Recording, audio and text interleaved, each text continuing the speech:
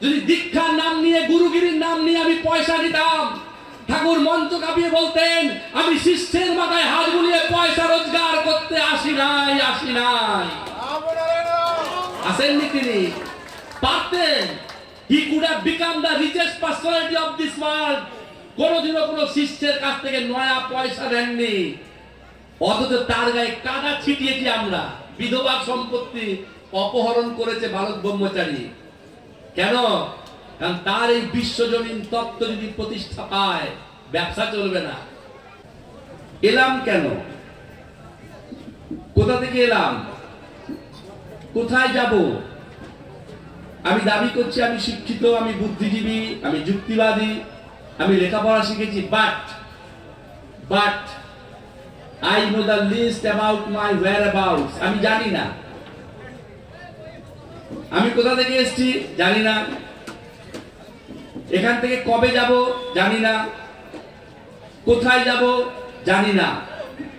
It's a great mystery. পৃথিবীর সর্বশ্রেষ্ঠ গোয়েন্দা শার্লক হোমস, বোঝাবার জন্য বলছি, জানে না। বালক ব্রহ্মচারী এই নামটা আপনাদের কারোর কাছে কিন্তু অপরিচিত নয়।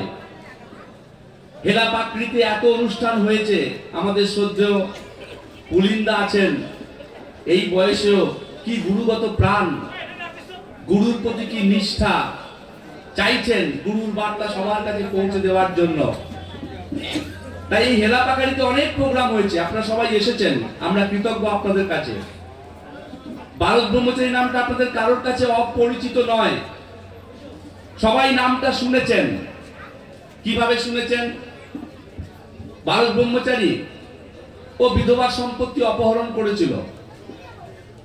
বালক ব্রহ্মচারী গুরুর মঞ্চে বসে রাজনীতির কথা বলে।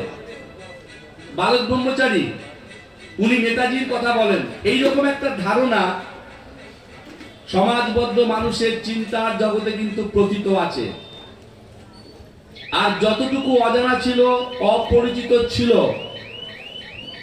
1993 সালের 5ই মে কোঠারি মেডিকেল রিসার্চ সেন্টার যখন বলল যে বালক ব্রহ্মচারী ইজ ক্লিনিক্যালি ডেড, আর আমরা যারা তার সন্তান, উত্তরবঙ্গ, দক্ষিণবঙ্গ, বাংলা, ভারতবর্ষ, সমগ্র পৃথিবীতে লক্ষ লক্ষ কোটি কোটি সন্তান যখন বলল এটা মৃত্যু নয়, এটা নির্বিকল্প সমাধি অবস্থা, গুরুগিরি করার জন্য তিনি পৃথিবীতে আসেননি, আশ্রম প্রতিষ্ঠা করার জন্য তিনি পৃথিবীতে আসেননি, মঠ মন্দির প্রতিষ্ঠা করার জন্য তিনি পৃথিবীতে আসেননি, তথাকথিত ভাগবত পাঠ, গীতা পাঠ, চণ্ডী পাঠ করার জন্য তিনি পৃথিবীতে আসেননি, গুরুর দিয়ে দীক্ষা দিয়ে শিষ্য সংখ্যা বাড়াবার জন্য তিনি আসেননি। তিনি পৃথিবীতে এসেছেন একটা বিরাট উদ্দেশ্যকে বাস্তবায়িত করার জন্য। আত্মপক্ষ সমর্থনের জন্য একটি কথা আমি বলি, পাবলিক ফোরামে যখন আমরা বক্তব্য রাখি আমাদের একটা প্রবলেম হয়। কি সেই প্রবলেম? না, আপনারা যারা আমার সামনে বসে আছেন, এখানে একটা কোলাজ হয়েছে। বালক ব্রহ্মচারী মহারাজের দীক্ষিত সন্তান, বালক ব্রহ্মচারী মহারাজের দীক্ষিত সন্তান নন। You try to understand, it's a sort of polarisation. বোঝাবার জন্য কথাটা বলছি। যারা বসে আছেন, যারা দাঁড়িয়ে আছেন, মঞ্চের ডান দিকে বাঁ দিকে মিলে মিশে গেছে। বালক ব্রহ্মচারী মহারাজের দীক্ষিত সন্তান, তার কাছে দীক্ষা পেয়েছেন, মহানাম পেয়েছেন, মন্ত্র পেয়েছেন, তত্ত্ব পেয়েছেন একটা শ্রেণী। আরেকটা শ্রেণী এখানে রয়েছেন যারা ঠাকুরের দীক্ষিত সন্তান নন। আমি আমার বক্তব্যের মধ্যে চেষ্টা করে যাব, অ্যাড্রেস করার চেষ্টা করব যারা দীক্ষিত নন তাদের প্রশ্নের উত্তর দেওয়ার, এবং যারা দীক্ষিত তাদেরও চিন্তার জগতে জাগরিত প্রশ্নের কিছু উত্তরকে আমি অ্যাড্রেস করার চেষ্টা করব। আপনারা আমাদের ব্যঙ্গ করেছেন, উপহাস করেছেন যে এরা এদের গুরুর দেহটাকে পচিয়ে গলিয়ে ধর্মের নামে ব্যবসা করে এরা মানুষকে বিভ্রান্ত করেছে। আমি প্রশ্ন রাখতে চাই আপনাদের কাছে যে এটা একটা পাবলিক ফোরামের মিটিং, সভা। এই প্রশ্ন আমি আগেও করেছিলাম এখানে সেই মঞ্চে। পৃথিবীতে এমন কোন মানুষ আছে যারা নিন্দিত হতে চায়, সমালোচিত হতে চায়? খুঁজে পাবেন না। সবাই প্রশংসা পেতে চায়, পুরস্কৃত হতে চায়, কেউ নিন্দিত ধিকৃত হতে চায় না। আজকে তো হাত ধুয়ে ফেলার যুগ চলছে। আমরা সবাই হাত ধুয়ে ফেলি, আমরা সবাই রং বদলাই, আমরা রং বদলাই সবাই। আজকে যিনি ডান দিকে, কালকে তিনি বাম দিকে, আজকে যিনি উত্তরে, কালকে তিনি দক্ষিণে, আজকে যিনি লাল, কালকে তিনি সবুজ। আমরা ডিগবাজি খাই ব্যক্তি মানুষ হিসেবে। অস্বীকার করতে পারবেন? You speak the truth. আপনি প্রতি মুহূর্তে রং বদলাচ্ছেন বহুরূপীর মতো। আমি হেরা পাকড়ির, এটা বিশ্বাস করতে আমার ভালো লাগবে, হেরা পাকড়ির মানুষ culturally, socially, politically, intellectually well informed. আমি প্রশ্ন রাখতে চাই আপনাদের কাছে, আমি শিখতে চাই, আমরা কেন বহুরূপীর মতো পাল্টাতে পারলাম না বলুন তো? মানুষের কাছে এত অপমান, মানুষের কাছে এত নির্যাতন, মানুষের কাছ থেকে এত সমালোচনা, মানুষের কাছ থেকে এত নিন্দা, মানুষের কাছ থেকে প্রাপ্ত এত ঘৃণা, সমস্ত কিছুকে গায়ে মেখে নিয়ে ইভেন আফটার 30 ইয়ার্স পরেও মানুষের কাছে এত অপমানিত হয়েও শুধু হেরা পাকড়ি নয়, শুধু উত্তরবঙ্গ নয়, শুধু বাংলা নয়, ভারতবর্ষ নয়, পৃথিবীর প্রতিটি প্রান্তে যেখানে যেখানে ভারত ব্রহ্মচারী মহারাজের দীক্ষিত সন্তানরা রয়েছে, আজও কেন দীপ্ত ভাষায়, দীপ্ত ভঙ্গিমায়, উইথ প্রপাউন্ড কনভিকশন এই বার্তা আমরা পৃথিবীর অগণিত শোষিত নিপীড়িত প্রলেতারিয়াদের উদ্দেশ্যে বলছি যে এই বিশ্বে এমন কোন শক্তি নেই যে ভারত ব্রহ্মচারী মহারাজের অপ্রতিরোধ্য গতিকে স্তব্ধ করতে পারে। যে কাজ করার জন্য তিনি পৃথিবীতে এসেছেন সেই কাজকে সমাপ্ত না করে তিনি পৃথিবী থেকে যাবেন না। আমাদের কথা শুনে কি মনে হচ্ছে আমরা পাগল, আমরা অসুস্থ? আমরা তো দল বদলাতে পারতাম, আমরাও তো রং বদলাতে পারতাম। আজ যখন বাজার করতে যাই, বাজারের মানুষ যারা চেনে যে ভারত ব্রহ্মচারীর দীক্ষিত সন্তান, তারা বাঁকা চোখে তাকিয়ে ব্যঙ্গ করে যে স্যার এই মাছটা কিন্তু কিনবেন না, মাছটা নির্বিকল্প সমাধিতে আছে। আমাদের ব্যঙ্গ করে মানুষ যে আপনারা একটা পচা গলা দেহকে নিয়ে, মৃত গুরুর দেহকে নিয়ে সুখচর আশ্রমে আপনারা ব্যবসা করেছেন। এই অপবাদ অনেকে দেন। আজকে যখন হেলা পাকড়িতে প্রোগ্রাম চলছে দুদিন ধরে, অনেকেই চায়ের দোকানে বসে, সবাই নন, কেউ কেউ ব্যঙ্গ বিদ্রুপ করছেন।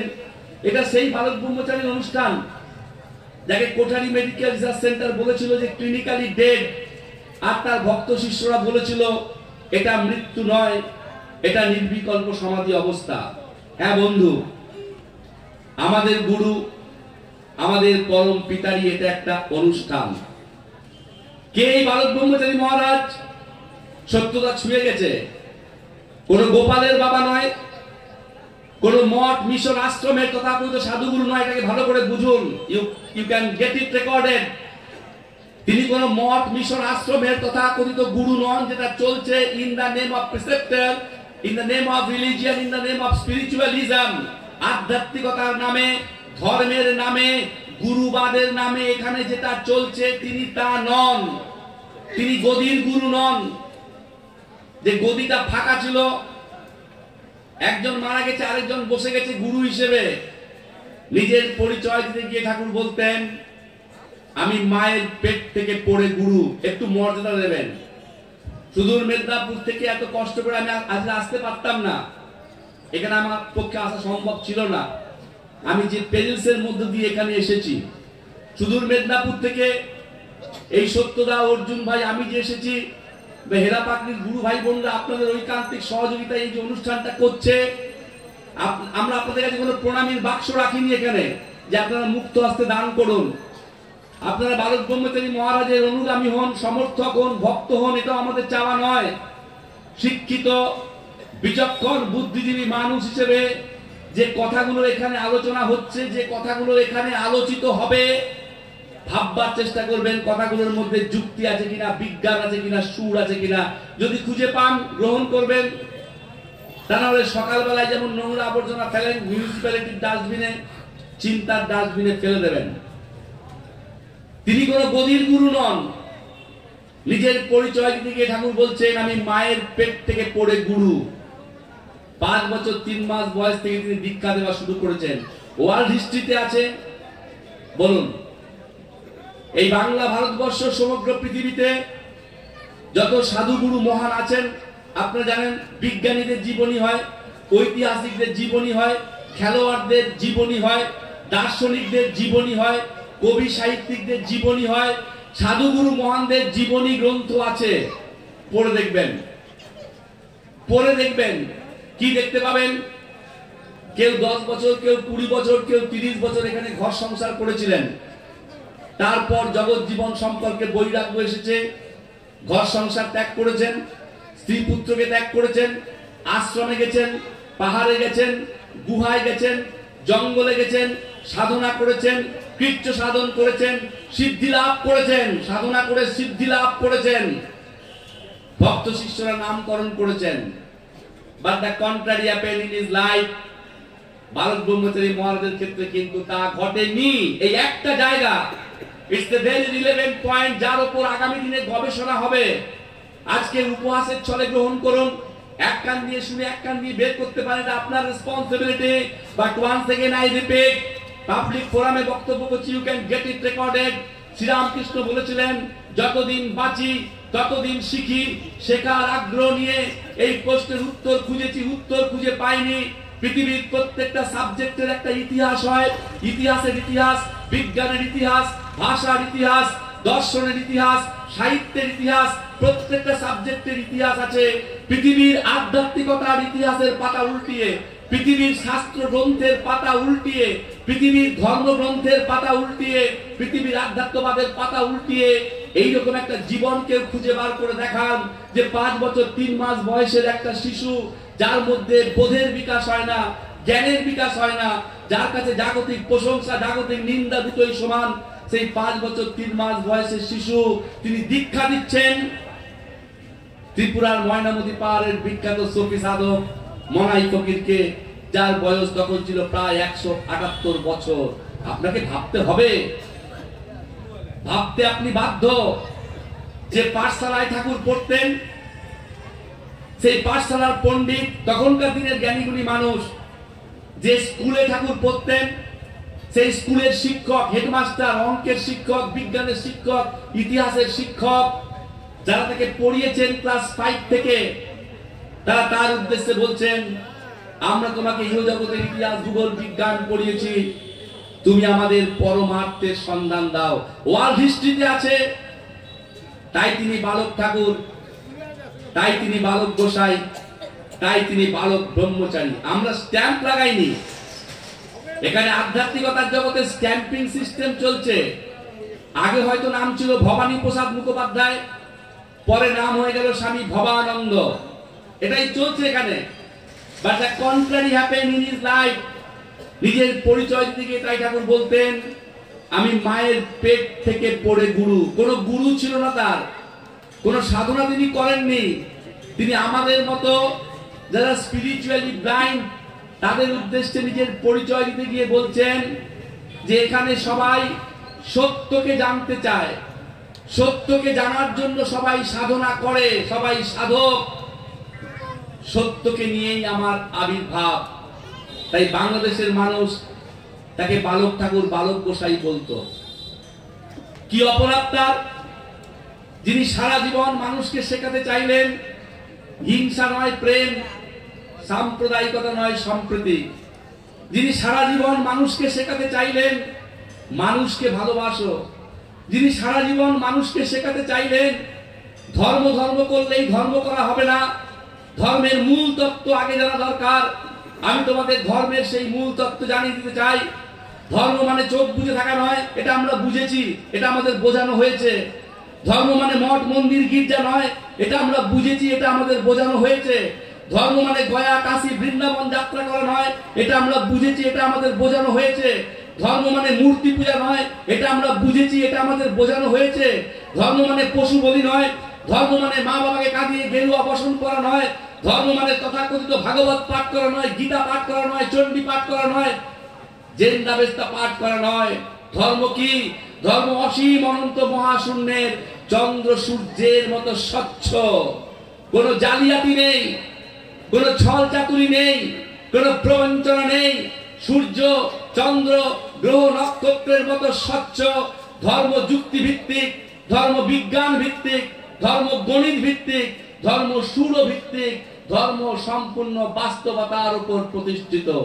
এত সুন্দর, এত বিজ্ঞানসম্মত ধর্মের ব্যাখ্যা যিনি দিতে এসেছেন মানব সভ্যতাকে, তাকে নিয়ে কেন এত সমালোচনা, এত নিন্দা, এত সমালোচনা, এত অপবাদ? তার অপরাধ একটাই, তিনি একটি কোটি টাকার প্রশ্ন তুলেছেন। এই প্রশ্নটাকে আপনি এড়িয়ে যেতে পারবেন না। বালক ব্রহ্মচারী মহারাজ বলছেন যে সমাজে এত ধর্ম, ঘটনা তো হিন্দু ধর্ম, মুসলমান ধর্ম, খ্রিস্টান ধর্ম, ব্রাহ্মণের ধর্ম, চন্ডালের ধর্ম, শৈবের ধর্ম, ঠিক আপেল নাশপাতির মতো কোটি কোটি ধর্ম, কোটি কোটি ধর্মমত, কোটি কোটি ধর্মীয় পথ। যে সমাজে এত রাজনৈতিক তত্ত্ব, এত রাজনৈতিক দল, এত রাজনৈতিক সংগঠন, এত বিপ্লব, এত বিপ্লবী, এত স্কুল, এত কলেজ, এত ইউনিভার্সিটি, এত কবি, এত সাহিত্যিক, এত দার্শনিক, এত নোবেল লরেট, সেই সমাজের এই ভিখারি চেহারা কেন? বলুন। হেলা পাকড়ির মানুষের কাছে এই উত্তরটা আমি খুঁজতে চাই। উত্তর আছে। আমি সব জায়গায় রসিকতা করে একটা কথা বলি, আপনার ছেলে বা মেয়ের যখন রেজাল্ট বেরোয়, মাধ্যমিক পরীক্ষার রেজাল্ট হোক, উচ্চ মাধ্যমিক পরীক্ষার রেজাল্ট হোক, 5 থেকে 10, 1 থেকে 4 রেজাল্ট যখন বেরোয়, যখন সে অঙ্কে 0 পায়, ইতিহাসে 2 পায়, ইংরেজিতে 5 পায়, একজন সচেতন অভিভাবক হিসেবে, একজন সচেতন অভিভাবিকা হিসেবে আপনি প্রশ্ন করেন, এত ভালো মাস্টার মশাই দিয়েছি, এতগুলো টিউশন দিয়েছি, এত ভালো স্কুলে ভর্তি করিয়েছি, এত ভালো ভালো বই কিনে দিয়েছি, ঘরে এত সুন্দর লাইট আছে, ফ্যান আছে, খাবার ব্যবস্থা আছে, এত কিছুর পরেও রেজাল্ট কেন খারাপ হলো? আপনি কিন্তু এই কোশ্চেন তোলেন। সমাজের প্রোগ্রেস রিপোর্ট দেখে আপনাদের প্রশ্ন তুলতে ইচ্ছে করছে না? আমাদের প্রশ্ন তুলতে ইচ্ছে করছে না? আমরা নাকি শিক্ষিত, আমরা নাকি বুদ্ধিজীবী, আমরা নাকি হেলা পাকড়ি স্কুল থেকে মাধ্যমিক পাস করেছি, উচ্চ মাধ্যমিক পাস করেছি, আমরা নাকি উত্তর যে that's why I am sorry if I hurt your sensibility, আমরা উত্তরবঙ্গ বিশ্ববিদ্যালয় থেকে ডিগ্রি পেয়েছি, আমরা পিএইচডি করেছি, ডক্টরেট করেছি। এই প্রশ্ন আপনাদেরকে তাড়িত করে না? যে প্রশ্ন বালক ব্রহ্মচারী মহারাজ উঠিয়েছেন, একমাত্র মৌলিক প্রশ্ন, যে মনুষ্য সমাজে এত ধর্ম, এত রাজনীতি, এত বৈপ্লবিক তত্ত্ব, এত কবি, এত সাহিত্যিক, এত দার্শনিক, এত গীতা, বেদ, বেদান্ত, উপনিষদ, ত্রিপিটক, বাইবেল, জেন্দাবেস্তা, এত ধর্মীয় স্থান, এত তীর্থস্থান, এত স্কুল, এত কলেজ, এত ইউনিভার্সিটি, এত কিছু থাকার পরেও মনুষ্য সমাজের চেহারাটা কঙ্কালের মতো হলো কেন? বলুন। কেন অঙ্কের ফল মিলল না? কিসের অভাব ছিল? আমরা রবীন্দ্রনাথকে পেয়েছিলাম, আমরা শেক্সপিয়ারকে পেয়েছি, আমরা অনেক সাধুগুরু মহানকে পেয়েছি, আমরা গীতা পেয়েছি, আমরা বাইবেল পেয়েছি, আমরা কোরআন পেয়েছি, আমরা ত্রিপিটক পেয়েছি, আমরা জেন্দাবেস্তা পেয়েছি, আমরা স্কুল কলেজ ইউনিভার্সিটি পেয়েছি, আমরা নোবেল লরেট পেয়েছি, আমরা বিজ্ঞানী পেয়েছি, আমরা দুনিয়া কাঁপানো বিপ্লবী কার্ল মার্কস পেয়েছি, আমরা লেনিন পেয়েছি, আমরা হোচিমিন পেয়েছি, আমরা চে গুয়েভারা পেয়েছি, কত নাম বলবো, আমরা ফয়েলবার্গ পেয়েছি, আমরা হেগেল পেয়েছি। এত কিছু পাওয়ার পরেও চেহারাটা কেন ভিখারির মতো উলঙ্গ চেহারা? আমি রসিকতা করে অনেক জায়গায় গান গাই, কেন ভূপেন হাজারিকাকে এই উত্তরবঙ্গের মানুষ, if my memory does not betray, he belongs to Assam most probably, doctorate ছিলেন, আমার সৌভাগ্য ছিল আসলে সেমিনার করা, তাকে গান গাইতে হলো, মানুষ মানুষের জন্যে, জীবন জীবনের জন্যে, একটু সহানুভূতি কি মানুষ পেতে পারে না? ও বন্ধু, মানুষ মানুষের জন্যে, জীবন জীবনের জন্যে, একটু সহানুভূতি কি মানুষ পেতে পারে না? ভাবুন, শীতের সন্ধ্যায় বসে বসে ভাবুন, মানুষকে গান বেঁধে মানুষকে মনে করিয়ে দিতে হচ্ছে যে মানুষ মানুষের জন্য। ইংলিশে লিখতে হচ্ছে we are made for each other. কোনদিনও শুনেছেন হাতিরা গান রচনা করেছে হাতি হাতিদের জন্য, কুকুর কুকুরদের জন্য, ইতর প্রাণী ইতর প্রাণীদের জন্য? আমরা এমনই শিক্ষিত, আমরা এমনই বুদ্ধিজীবী, আমরা এমনই পণ্ডিত, আমরা এমনই তাত্ত্বিক যে গান গেয়ে আমাদেরকে মনে করিয়ে দিতে হচ্ছে যে মানুষ মানুষের জন্য। এত স্বার্থপর, এত লোভী, এত হিংস্র, এত ছল চাতুরি প্রবঞ্চনার পোশাক আমি পরে ঘুরে বেড়াই। আমি আমি আমি আমার গাড়ি, আমার বাড়ি, আমার ধন, আমার দৌলত। অর্জুন ভাই ছোঁয়ার চেষ্টা করে গেছে হ্যারিডলি, সারাটা জীবন হারমোনিয়ামে একটাই গান। এই দেহ বিনা যন্ত্রে অন্য কোনো গান উঠল না বন্ধু। বিশ্ব প্রকৃতির দেওয়া এই এত সুন্দর হারমোনিয়াম, এই 3.5 হাত দেহ, এই হারমোনিয়ামে মূলাধার থেকে সহস্রার, মূলাধার অনাহত মণিপুর, বিশুদ্ধ আজ্ঞা সহস্রার, এই দেহ বিনা যন্ত্রে দেহরূপী হারমোনিয়ামে অন্য কোনো গান কিন্তু আমি গাইলাম না। কি গান গাইলাম? আমার গাড়ি, আমার বাড়ি, আমার ধন, আমার দৌলত। করতে করতে 60, 70, 80 বল হরি হরি বল, রাম নাম সত্য, God is omnipotent, omniscient, omnipresent। অস্বীকার করতে পারবেন? Please you stand up, you raise your hands. দাঁড়িয়ে বলুন বালক ব্রহ্মচারীর এই কথাটা ভুল। কি করে গেলাম সারা জীবন পৃথিবীতে এসে একটু ভাবুন। It's a $1 million thought provoking question। আজকে রাষ্ট্রসংঘ উত্তর খুঁজে পাচ্ছে না। For your kind information. অনেক কথা বলার আছে। এরপরে ভোরের পাখি সুন্দর একটা প্রোগ্রাম আপনারা দেখতে পাবেন। সুদূর কলকাতা থেকে এসছে আমার বোনেরা, ভাইয়েরা, অপূর্ব একটি প্রোগ্রাম আপনারা আজকে দেখতে পাবেন আমার বক্তব্যের পরে। একটু ভাবতে চেষ্টা করুন কি পরিণতি করেছি পৃথিবী গ্রহে। খুব বিজ্ঞান মানি তো আমরা। আমাদের অবিশ্বাসের শিক্ষককে জানেন? খুব সুন্দর একটা বাংলা বললাম। আমাদের অবিশ্বাসের শিক্ষক হচ্ছে বিজ্ঞান। আইনস্টাইনের পরে পৃথিবীর বিজ্ঞান জগতে কে ডমিনেট করেছে? Stephen Hawking. উনি মারা গেছেন। আইনস্টাইনকে বিজ্ঞানের জগতের বেতাজ বাদশা বলা হতো। আইনস্টাইন, আইনস্টাইনের পরে বিজ্ঞানের জগতের একাধিপত্য ছিল স্টিফেন হকিংসের হাতে। এত বড় পণ্ডিত এই স্টিফেন হকিংস মৃত্যুর আগে কি বলে গেছিল জানেন? তিনি বলেছিলেন আমরা এমন পরিণতি করেছি পৃথিবী গ্রহে, এই গ্রহে আর বেশি দিন আমরা থাকতে পারবো না, আমাদের অন্য কোন গ্রহে যেতে হবে। ভাবুন কি পরিণতি হয়েছে মনুষ্য সমাজের। 5 বছরের শিশু তাকে ধর্ষণ করছে 80 বছরের বৃদ্ধ। আমরা নাকি শিক্ষিত, আমরা নাকি ধর্ম চর্চা করি, আমরা নাকি অনেক মোটা মোটা রাজনীতির বই পড়েছি, আমরা শিক্ষিত, আমরা নাকি বুদ্ধিজীবী। চালে কাকর মেশাতে, তেলে ভেজাল মেশাতে হাত কাঁপছে না, ওষুধে ভেজাল মেশাতে হাত কাঁপছে না। পরিবার, সমাজ, রাষ্ট্র দাও দাও করে চলছে। পৃথিবীতে এমন কোন পথ কেউ দেখাতে পারছে না, আলোর পথ। রবীন্দ্রনাথ গান বাঁধলেন, অন্ধজনে দেহ আলো, মৃতজনে দেহ প্রাণ। কে দেবে আলো, কে দেবে প্রাণ? আমেরিকান কবি হুইটম্যান ইংলিশে কবিতা লিখলেন, captain O my captain, drive my ship in proper direction. হে ক্যাপ্টেন, তুমি আমাদের জাহাজটিকে সঠিকভাবে পরিচালিত করো। মনুষ্য সমাজ রূপী জাহাজটাকে সঠিকভাবে পরিচালিত করবে কে? নাম বলুন। কেন হলো সমাজের এই পরিণতি? অস্বীকার করতে পারবেন?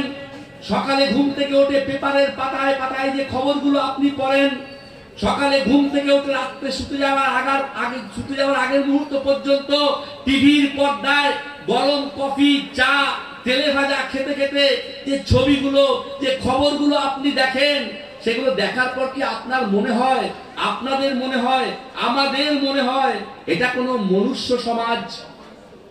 Is it a human society at all? Thakur দুঃখ করে বলছেন, বালক ব্রহ্মচারী মহারাজ দুঃখ করে বলছেন যে বনের বাঘ ভাল্লুক তারা যদি মানুষের মতো কথা বলতে পারত, তারা আমাদের দিকে আঙুল তুলে বলতো এগুলো মানুষ না, এগুলো দ্বিপদ জন্তু, 2-footed অ্যানিম্যাল। পশু এত নিচে নামেনি, পশুরাও এত নিচে নামেনি যতটা নিচে আজকে মানুষ নেমে গেছে। এই রেজাল্ট, এই প্রাপ্তি, এই ফল, এখানে ভারত ব্রহ্মচারী মহারাজের মৌলিকত্ব। কেন এই পরিণতি? একটা মাত্র কারণ, ভুলে গেছি কেন এসেছি এই পৃথিবীতে, কেন এই জন্ম। Once again I repeat, at the very outset of my speech আমি বলেছি এটা কোনো হরি সভা নয়, এটা হলো সেই আয়না, যে আয়নার মুখোমুখি দাঁড়িয়ে আমরা সত্যকে একটু বুঝে নেওয়ার চেষ্টা করব। কেন এলাম এই পৃথিবীতে? ভুলে গেছি। কেন এই জন্ম? ভুলে গেছি। বলবেন কি বলছেন এসব কথা? আরে জন্মেছি পৃথিবীতে, মরতে তো একদিন হবেই ভাই, খাও খাও মৌজ করো, ব্যাস হয়ে গেল, এই ভেবেছি আমরা। ভারত ব্রহ্মচারী মহারাজ বলছেন, ভেবে দেখেছো কোনোদিন এলে কেন পৃথিবীতে? এই জন্মটা কেন? এই জন্মটা কি জন্য? শুধু আমার গাড়ি, আমার বাড়ি, আমার ধন, আমার দৌলত এই করে চলে যাওয়ার জন্য? তারই জন্য এত সেবা। এই সূর্য দাও দাও করে জ্বলছে, আলো তাপ দিচ্ছে, তারই জন্য বাতাস, তারই জন্য জল, তারই জন্য ক্ষিতি অব তেজ মরুদ বন নিরলস নিঃস্বার্থ নিষ্কাম ভাবে সেবা করে যাচ্ছে।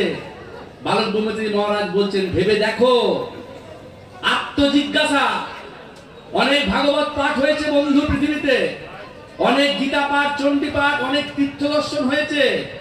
এগুলো একটু বন্ধ রেখে আসুন আমরা প্রশ্ন করি। এই যে মাতৃগর্ভ থেকে এলাম পৃথিবীতে, যেদিন প্রথম এসেছিলাম কি নিয়ে এসেছিলাম? না রবীন্দ্রসঙ্গীত ছিল, না হরিনাম ছিল, না ইনকলাব জিন্দাবাদ ছিল, না বন্দে মাতরম ছিল, না কোনো কবিতা ছিল, না আমার গাড়ি আমার বাড়ি ছিল। কি ছিল সেদিন? ওয়া ওয়া ওয়া।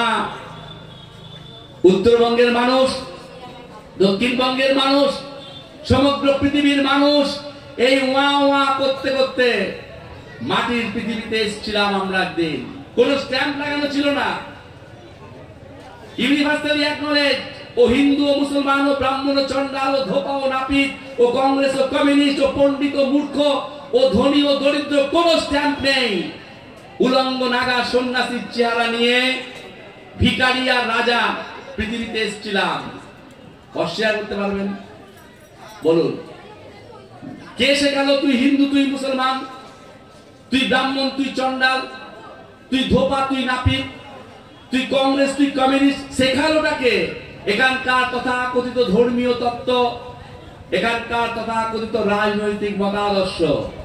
কি অপূর্ব দৃষ্টান্ত দিয়ে ভারত ব্রহ্মচারী মহারাজ বলছেন, ওই অসীম অনন্ত মহাশূন্য থেকে, মহাকাশ থেকে যখন বৃষ্টির ধারা নেমে আসে, লক্ষ্য করে দেখেছেন সেই বৃষ্টি ধারার গায়ে লেখা থাকে এটা নর্দমার জল, এটা ডোবার জল, এটা পুকুরের জল, এটা তিস্তার জল, এটা তোরসার জল, এটা মহাসাগরের জল। কিচ্ছু লেখা থাকে না। অসীম অনন্ত মহাসাগর থেকে যখন সেই জলধারা মাটিতে পড়ে, বৃষ্টির যে জল নালায় স্থান পায়, সে পরিচয় দেয় আমি নালার জল। বৃষ্টি ধারার যে জল নর্দমায় স্থান পায়, সে বলে আমি নর্দমার জল। বৃষ্টি ধারার যে জল নদীতে স্থান পায়, সে বলে আমি নদীর জল। বৃষ্টি ধারার যে জল স্থান পায় অসীম অনন্ত মহাসাগরে, সে বলে আমি মহাসাগরের জল। বেসিক্যালি কি? আবাস কোথায়? অসীম অনন্ত মহাশূন্যে। শূন্য থেকে এসেছি, শূন্যেই আবার ফিরে যাব। কেউ অস্বীকার করতে পারবেন? বলুন, ভাবুন, এই যে 3.5 দেহ, এই 3.5 দেহটা আসলে কি? আলো, জল, মাটি, বাতাস, শূন্য, ক্ষিতি অপ তেজ মরুদ বোম। একটা এলিমেন্টসকে বাদ দিন, একটা এলিমেন্টসকে বাদ দিলে আপনার কোনো অস্তিত্ব নেই। ভারত ব্রহ্মচারী মহারাজ তাই বলছেন, ভেবে দেখেছো কোনোদিন পৃথিবীতে এলে কেন? মা বাবার কামনার দরজা দিয়ে এলে পৃথিবীতে। কোন বাবা মা আমাকে সৃষ্টি করেনি। বাবা মা যদি আমাকে সৃষ্টি করতো, তাহলে বাবা মা তার ইচ্ছা অনুযায়ী আমার গায়ের রংটা ফর্সা করে দিত। বাবা মা যদি আমার স্রষ্টা হতো, তাহলে আমার নাকটাকে টিকালো করতো। বাবা মা যদি আমার স্রষ্টা হতো, আমার চোখগুলো আরো টানা টানা হতো, হয় না তো। কেউ কালো, কেউ ফর্সা, কারণ নাক টিকালো, কারণ নাক বোচা। কেন বলুন? Because we don't have the least control. বাবা মা কি? বাবা মা হচ্ছে সেই মেশিন, সেই যন্ত্র যাদের কামনার দরজা দিয়ে আপনি আমি পৃথিবীর রঙ্গমঞ্চে এসেছি। এটা সৃষ্টি তত্ত্ব বন্ধু। ভারত ব্রহ্মচারী মহারাজ বলছেন, একটা গরু সে ঘাস খায়, যতক্ষণ না ঘাসটা গরু খাচ্ছে, গরু রূপী দেহযন্ত্রের মধ্যে প্রসেসিং হচ্ছে, ততক্ষণ কিন্তু সবুজ ঘাসটা দুধ হয়ে বেরোবে না। ঠিক আমরাও সেরকম। এই যে পৃথিবীতে এসেছি বাবা মা নামক দেহযন্ত্রের মধ্য দিয়ে। কোন বাবা মা কিন্তু আমাকে আনেনি। বাবা মা তাদের কামনাকে চরিতার্থ করার জন্য তাদের দৈহিক মিলনের মধ্য দিয়ে কোটি কোটি প্রাণ তারা স্যাক্রিফাইস করেছে আমার জন্য। I am talking about science, I am talking about biology. আমি বিজ্ঞানের কথা বলছি। কোটি কোটি প্রাণ স্যাক্রিফাইস করে। আমরা নাকি শিক্ষিত, আমরা চায়ের দোকানে বসে কি বলি? আমরা দু ভাই দু বোন। আপনি ঠিক বলছেন? আপনি ভুল কথা বলছেন। ওয়াইড এক্সটেন্সিভ ভাবে যদি বিচার করে দেখেন, আমরা দু ভাই দু বোন নই।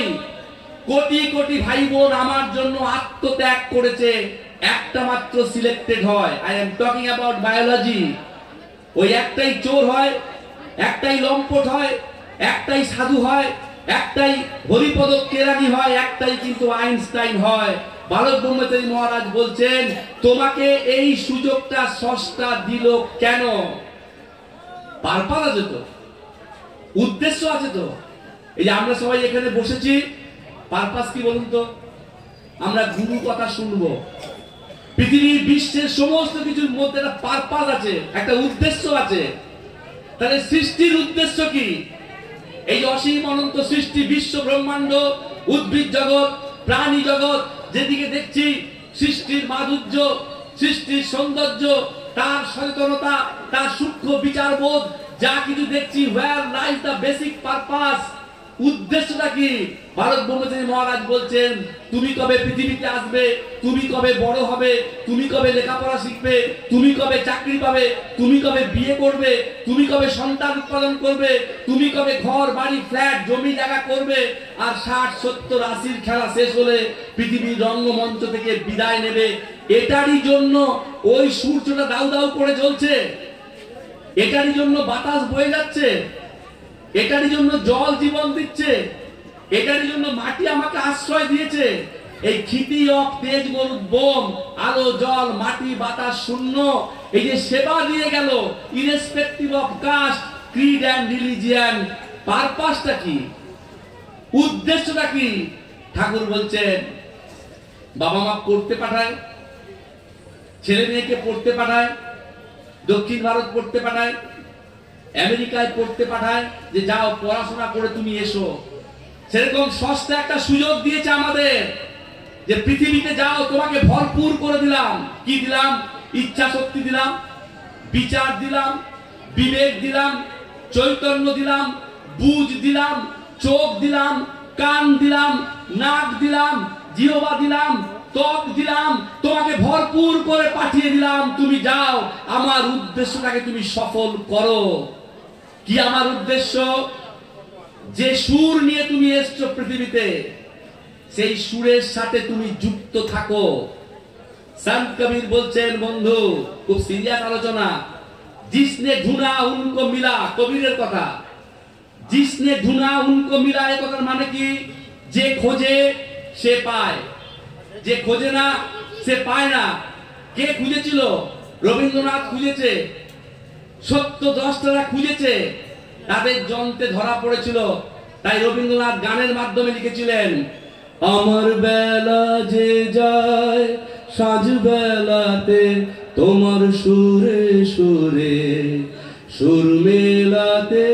আমার বেলা যে যায় সাঁঝ বেলাতে, তোমার সুরে সুরে সুর মেলাতে। আমার বেলা যে যায় তোমার সুরে সুর মেলাতে। এই জন্যই এসেছিলাম পৃথিবীতে। সুর মেলানো হলো না, পরিবর্তে কি করলাম? আমার গাড়ি, আমার বাড়ি, আমার ধন, আমার দৌলত, এই করতে করতে করতে করতে পৃথিবীর রঙ্গমঞ্চ থেকে বিদায় নিলাম। ভাবুন, বালক ব্রহ্মচারী মহারাজ বলছেন, একদিন যে যাইবা এখান থেকে বোঝো, এখান থেকে যে চলে যাবে এটা জানো, এটা বোঝো, এটা অন্তর থেকে আসে। ছোটবেলার থেকে পড়ছো, man is mortal, man is mortal, মানুষ মরণশীল, মানুষ মরণশীল, অন্তর থেকে আসে। কত বড় সৃষ্টি তত্ত্ব, আমরা চলে যাব, এখানকার কোনো সম্পর্ক থাকবে না, আমি ছবি হয়ে যাব। প্রথম 2-4 দিন ছেলে মেয়েরা মারা দেবে, তারপর মাকড়সার জাল, ধুলো বালিতে আমি ঢাকা পড়ে যাব। এই আমার ultimate, it is my ultimate. আপনি মাতব্বর হন, রাষ্ট্রনায়ক হন, কোটিপতি হন, ভিখারি হন, চাষার বেটা হন, বিজ্ঞানী হন, নোবেল লরেট হন, আপনার আলটিমেট পরিণতি কি? বালক ব্রহ্মচারী মহারাজ বলছেন, তোমার পরিণতি কি? সত্যতা বলে, সত্যতা অপূর্ব ভাষায় বলে গানের মাধ্যমে। সকালবেলা হেলা পাকড়িতে, যেহেতু আমি হেলা পাকড়িতে, that's I am talking about, don't take it otherwise. সকালবেলা বাজারের ব্যাগ নিয়ে যাচ্ছেন, একজন প্রশ্ন করছে, দাদা কোথায় যাচ্ছেন? বলছেন যাই বাজারে গিয়ে একটু মাছ নিয়ে আসি। বাজার যাচ্ছি। প্রকৃত জ্ঞানীর মতো ভাবুন তো, আপনি বাজারে যান প্রতিদিন, না একদিন একদিন করে শ্মশানের দিকে যাচ্ছেন? বলুন, আমরা যাচ্ছি কোথায়? আপনার আমার গন্তব্যস্থল কোথায়? শ্মশান। শ্মশানে কিন্তু সবাইকে যেতে হবে। কত বড় দৃষ্টান্ত! বালক ব্রহ্মচারী মহারাজ বলছেন, প্রকৃতি চোখে আঙুল দিয়ে দেখাচ্ছে, হে জীব, আমি তোমাকে এত কিছু দিয়ে ভরপুর করে পাঠিয়েছিলাম, এই পৃথিবীতে তোমার অস্তিত্ব just like a passenger who has been waiting for his train to come. বলুন বন্ধু, ওয়ান্স এগেন আই রিপিট, আমি পাবলিক ফোরামে বক্তব্য রাখছি, বালক ব্রহ্মচারীর এই মৌলিক চিন্তাকে চ্যালেঞ্জ করবেন। Is there anybody else? বলুন, দাঁড়ান, প্লিজ ইউ স্ট্যান্ড আপ, দাঁড়িয়ে বলুন। এই তত্ত্বটা বিশ্বজনীন নয়, এই তত্ত্বটা আর্কিটাইপাল নয়। আমরা চলে যাব পৃথিবী থেকে। সকালে দুপুরে চিতাতে তুলে আসছি, মুখে আগুন দিয়ে আসছি, তারপরে সন্ধ্যাবেলায় বসে প্ল্যান করছি, জমি করব, বাড়ি করব, গয়না করব, ভালো ভালো সাজবো, ছেলের বিয়ে দেবো, মেয়ের বিয়ে দেবো। করো, বালক ব্রহ্মচারী মহারাজ বলছেন করো, কিন্তু করার সাথে সাথে এটাও মনে রাখো, এই ঘন্টাটাও বাজাও অন্তরে, বলো হরি হরি বল। চলে যাবো তো এখান থেকে, এখান থেকে যে চলে যাব, নেচার আমাকে জানাচ্ছে। ভাবটা কেমন? অমর। আমরা অমর, সারা জীবন ধরে, লক্ষ কোটি বছর ধরে আমরা পৃথিবীতে থাকবো। আমার গাড়ি, আমার বাড়ি, আমার ধন, আমার দৌলত, এই করতে করতে পৃথিবীর এই অবস্থা। পৃথিবীতে এসেছিলাম কোথা থেকে জানি না, কবে যাব জানি না, কোথায় যাব জানি না, মাঝের 60-70-80 এই আমার গাড়ি, আমার বাড়ি, আমার ধন, আমার দৌলত করতে করতে কি করলাম আলটিমেটলি? বলুন, জাতিতে জাতিতে, নীতিতে নীতিতে, সম্প্রদায় সম্প্রদায়ে দ্বিধা বিভক্ত হয়ে টুকরা টুকরা হয়ে গেলাম। আমরা রবীন্দ্রনাথ উল্টাচ্ছি, আমরা শেক্সপিয়ার উল্টাচ্ছি, আমরা কার্ল মার্কস উল্টাচ্ছি, আমরা লেনিন উল্টাচ্ছি, আমরা চে গুয়েভারা উল্টাচ্ছি, আমরা দান্তে, পৃথিবীর সব তাবড় চিন্তাবিদ, এরা হচ্ছে যাদের নাম বললাম, এরা পৃথিবীর তাবড় চিন্তাবিদ। এদের লেখা নিয়ে রিসার্চ হয়, পিএইচডি হয়, এদের মধ্যে কেউ উত্তর খুঁজে পাচ্ছেন না। সেখানে আমাদের ঠাকুর কি সহজ সরল দৃষ্টান্ত দিয়ে বোঝাচ্ছেন যে হে পথিক, তুমি এতদিন অনেক কিছু পাঠ করেছো, এবার এই দেহ বিনা যন্ত্রটাকে, এই দেহ তত্ত্বটাকে একটু বোঝার চেষ্টা করো, যে নেচার কেন তোমাকে পাঠালো, কেন তোমাকে জন্ম দিল, কেন তোমাকে ভরপুর করে দিল বুঝ দিয়ে, চেতনা দিয়ে, বিবেক দিয়ে, চোখ দিয়ে, কান দিয়ে, নাক দিয়ে। যেমন বাবা মা সকালবেলা স্কুলে গেলে বাচ্চাকে বলে, এই নিয়ে 10 টাকা দিলাম, এই নিয়ে 20 টাকা দিলাম। কি জন্য দিলাম? গুলতামি করার জন্য না, রাহা খরচ, ট্রেকার ভাড়া, টোটো ভাড়া, কি টিফিন খাবে, তাই বাবা মা টাকা দিয়ে দেয়, 10 টাকা 20 টাকা। নেচার দিয়ে পাঠালো আমাদেরকে সমস্ত কিছু দিয়ে পাঠালো, সঙ্গে আরেকটা জিনিসও দিল, মৃত্যু। তুমি চলে যাবে এখান থেকে। ভাবুন আলটিমেট কি? এত সুন্দর জ্যাকেট পরেছেন সবাই, আমিও পরেছি, কত সুন্দর গয়না সব দামি দামি সেনকো গোল্ডসের গয়না, কত সুন্দর সুন্দর ফ্ল্যাট বাড়ি, ঘরটাকে আমি সাজাচ্ছি কেন? আমি এখানে পার্মানেন্ট থাকবো। 80 বছর হয়ে গেছে, 80 বছর হয়ে গেছে, তাও সব যায়নি। বাজবো আরো, আরো খাবো, চোপবো, চোষো, লেজ্জ পেও। অথচ দৃষ্টান্ত দিচ্ছে প্রকৃতি, 8-এও যেতে পারো, 80-তেও যেতে পারো। আমি সব জায়গায় কথা বলি, সত্য জানতে গেলে ওয়াইড এক্সটেন্সিভলি আমাদের জানতে হবে। কিশোর কুমার, যিনি কোনোদিন 1 পয়সা ছাড়তেন না গান রেকর্ডিং এ, কিশোর কুমার সম্পর্কে অপবাদ ছিল, পুরো পয়সা না পেলে উনি গান রেকর্ডিং করতেন না। একটা গানে তিনি কোনো পয়সা দেননি, কিন্তু একটা মাত্র গানে। ওই গানটা সম্পর্কে কিশোর কুমার বলেছিলেন, আমার জীবন দর্শন পাল্টে দিয়েছিল। সেই গানটা আপনারা সবাই শুনেছেন। এই তো জীবন,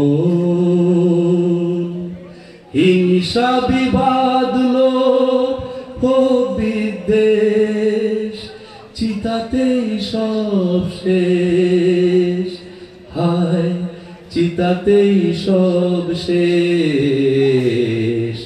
এই তো জীবন, হিংসা বিবাদ লোভ ও বিদ্বেষ, চিতাতেই সব শেষ, হায় চিতাতেই সব শেষ। এই তো জীবন। Is it like, my dear friends? এই তো জীবন। আজ আছি কাল নেই। কত আশা নিয়ে কত কিছু করছি, ঠাকুর বলছেন চলে যাইবা এখান থেকে, জানো। যেমন এখানে কিছু কর্তব্য আছে, মামা বাড়ি যাবো, ব্যাগ গোছাতে হয়, লাগেজ গোছাতে হয়, কত কিছু গোছাতে হয়। দার্জিলিং বেড়াতে যাব, কত কিছু গোছাচ্ছেন। দার্জিলিং বেড়াতে যাব, পূজার ছুটিতে আত্মীয়ের বাড়ি যাব, সবকিছু গোছাচ্ছেন, কর্তব্য। এখান থেকে যে চলে যাবে তুমি, এই কর্তব্যের জন্য কিছু করার আছে? বলুন। রাত্রে শুয়ে আছেন, শীতের রাত, কম্বলটাকে রোদে দিয়েছেন, সুন্দর আরাম করে ঘুমিয়ে আছেন। হঠাৎ রাত 2টোর সময় হেরা পাকড়ির পথ দিয়ে যাচ্ছে, বলো হরি হরি বল, বলো হরি হরি বল। ভাবুন, আপনার সমস্ত রক্তস্রোত ক্ষণিকের জন্য থেমে যাবে বন্ধু। ওটা নেচারের একটা অ্যালার্ম ক্লক। যেমন আমরা অ্যালার্ম ক্লককে চাবি দেই, ভোর 4টায় উঠতে হবে ট্রেন ধরার জন্য ময়নাগুড়ি থেকে, সেরকম ওটা হচ্ছে নেচারের অ্যালার্ম ক্লক। বালক ব্রহ্মচারী মহারাজ বলছেন, নেচার তোমাকে ওয়ার্ন করছে, ও friend, O ওয়েফেয়ারার, get yourself prepared. Your existence in this universe just like a passenger who has been waiting for his train to come. হে পথিক, তুমি পৃথিবীতে এসছো একজন সামান্য পথচারী হয়ে, পথিক হয়ে। যে কোনো মুহূর্তে কিন্তু তোমার ট্রেন আসতে পারে। বাবা আগে যাবে না মা আগে যাবে, ছেলে আগে যাবে না মেয়ে আগে যাবে, স্ত্রী আগে যাবে না স্বামী আগে যাবে, nobody knows। 1 সেকেন্ড পরে কি হবে আমরা কেউ জানি না। কেন দিল এত ভরপুর করে? আর কি করলাম? মিস ইউজ করলাম। লোকে যেমন চাকর বাকরকে দিয়ে কাজে লাগায়, চানো, বাজার যাও, জুতা সাফ করো, গাড়ি পরিষ্কার করো, যেমন চাকর বাকরকে খাটাই, আমরা এইগুলোকে খাটালাম চোখকে দিয়ে, কানকে দিয়ে, নাককে দিয়ে, জিহ্বাকে দিয়ে, ত্বককে দিয়ে, এই 5টা সেন্স অর্গানকে দিয়ে আমরা আমাদের বৃত্তির নিবৃত্তি করার চেষ্টা করলাম। সৃষ্টিতত্ত্ব। প্রতিটা মানুষ কি করে? দেখে তৃপ্তি পেতে চায়, শুনে তৃপ্তি পেতে চায়, ঘ্রাণ নিয়ে তৃপ্তি পেতে চায়, খেয়ে তৃপ্তি পেতে চায়, স্পর্শে তৃপ্তি পেতে চায়। তৃপ্তি, তৃপ্তি, তৃপ্তি, তৃপ্তি, তৃপ্তি, nothing else. We are all in search of satisfaction, satiation.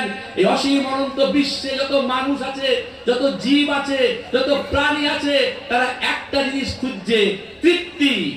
খেয়ে তৃপ্তি পেতে চাইছে, দেখে তৃপ্তি পেতে চাইছে, শুনে তৃপ্তি পেতে চাইছে। দাঁড়িয়ে বলুন, দাঁড়িয়ে বলুন, বালক ব্রহ্মচারী মহারাজের এই সৃষ্টি তত্ত্বটাকে আমি ভুল বলে প্রমাণ করছি। কি করলেন সারাটা জীবন? এই চোখকে দিয়ে, কানকে দিয়ে, নাককে দিয়ে, জিহ্বাকে দিয়ে, ত্বককে দিয়ে আমরা চাকরের মতো খাটালাম তৃপ্তি পাওয়ার জন্য। কোথায় তৃপ্তি? কোথায় তৃপ্তি? কোথায় আনন্দ? কোথায় শান্তি? কোথায় সুখ? কি পেলাম বলুন? What you got in return? কি পেলাম? ক্ষণিকের তৃপ্তি, ক্ষণিকের আনন্দ, ক্ষণিকের শান্তি, ক্ষণিকের সুখ। বাহ, কি চমৎকার! তুমি কেন পাঠালে? তুমি কে আমি জানি না।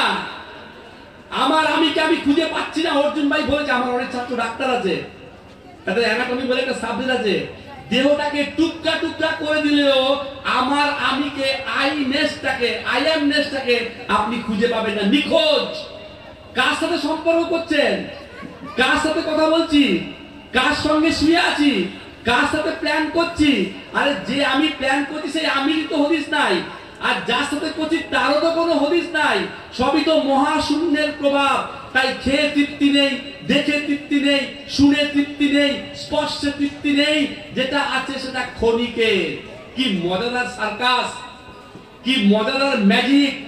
আমরা পিসি সরকারের ম্যাজিক দেখে সবাই অবাক হয়ে যাই, মাথায় হাত দেই। অত বড় একটা ম্যাজিক চলছে, ভেবে দেখুন কে তৃপ্তি পেল? আমি তো তৃপ্তি পেলাম গানটা শুনে। কে তৃপ্তি পেল? আমিটা কোথায়? নাই। আমি খেয়ে তৃপ্তি পেলাম, কে তৃপ্তি পেল? আমিটা কোথায়? নাই। আমি স্পর্শে তৃপ্তি পেলাম, আমিটা কোথায়? নাই। আমি ঘ্রাণ নিয়ে তৃপ্তি পেলাম, আমিটা কোথায়? নাই। সবই তো নাই, সবই তো নিখোঁজ, সবই তো নাথিংনেস, অসীম অনন্ত মহাশূন্যের খেলা। তাই বালক ব্রহ্মচারী মহারাজ বলছেন, the ultimate truth is nothingness. তাই ধ্যাত শূন্যম অহর্নিশম, অ্যাবসলিউট ট্রুথ। কোনো কিছুতেই এখানে তৃপ্তি নেই। ক্ষণিকের তৃপ্তি দিয়ে, ক্ষণিকের আনন্দ দিয়ে, ক্ষণিকের শান্তি দিয়ে স্রষ্টা আমাদেরকে চির তৃপ্তির, চির শান্তির, চির আনন্দের, চির সুখের দিকে হাতছানি দিয়ে ডাকছে, তোরা আয়, তোরা আয়, তোরা এসবে মেতে থাকিস না।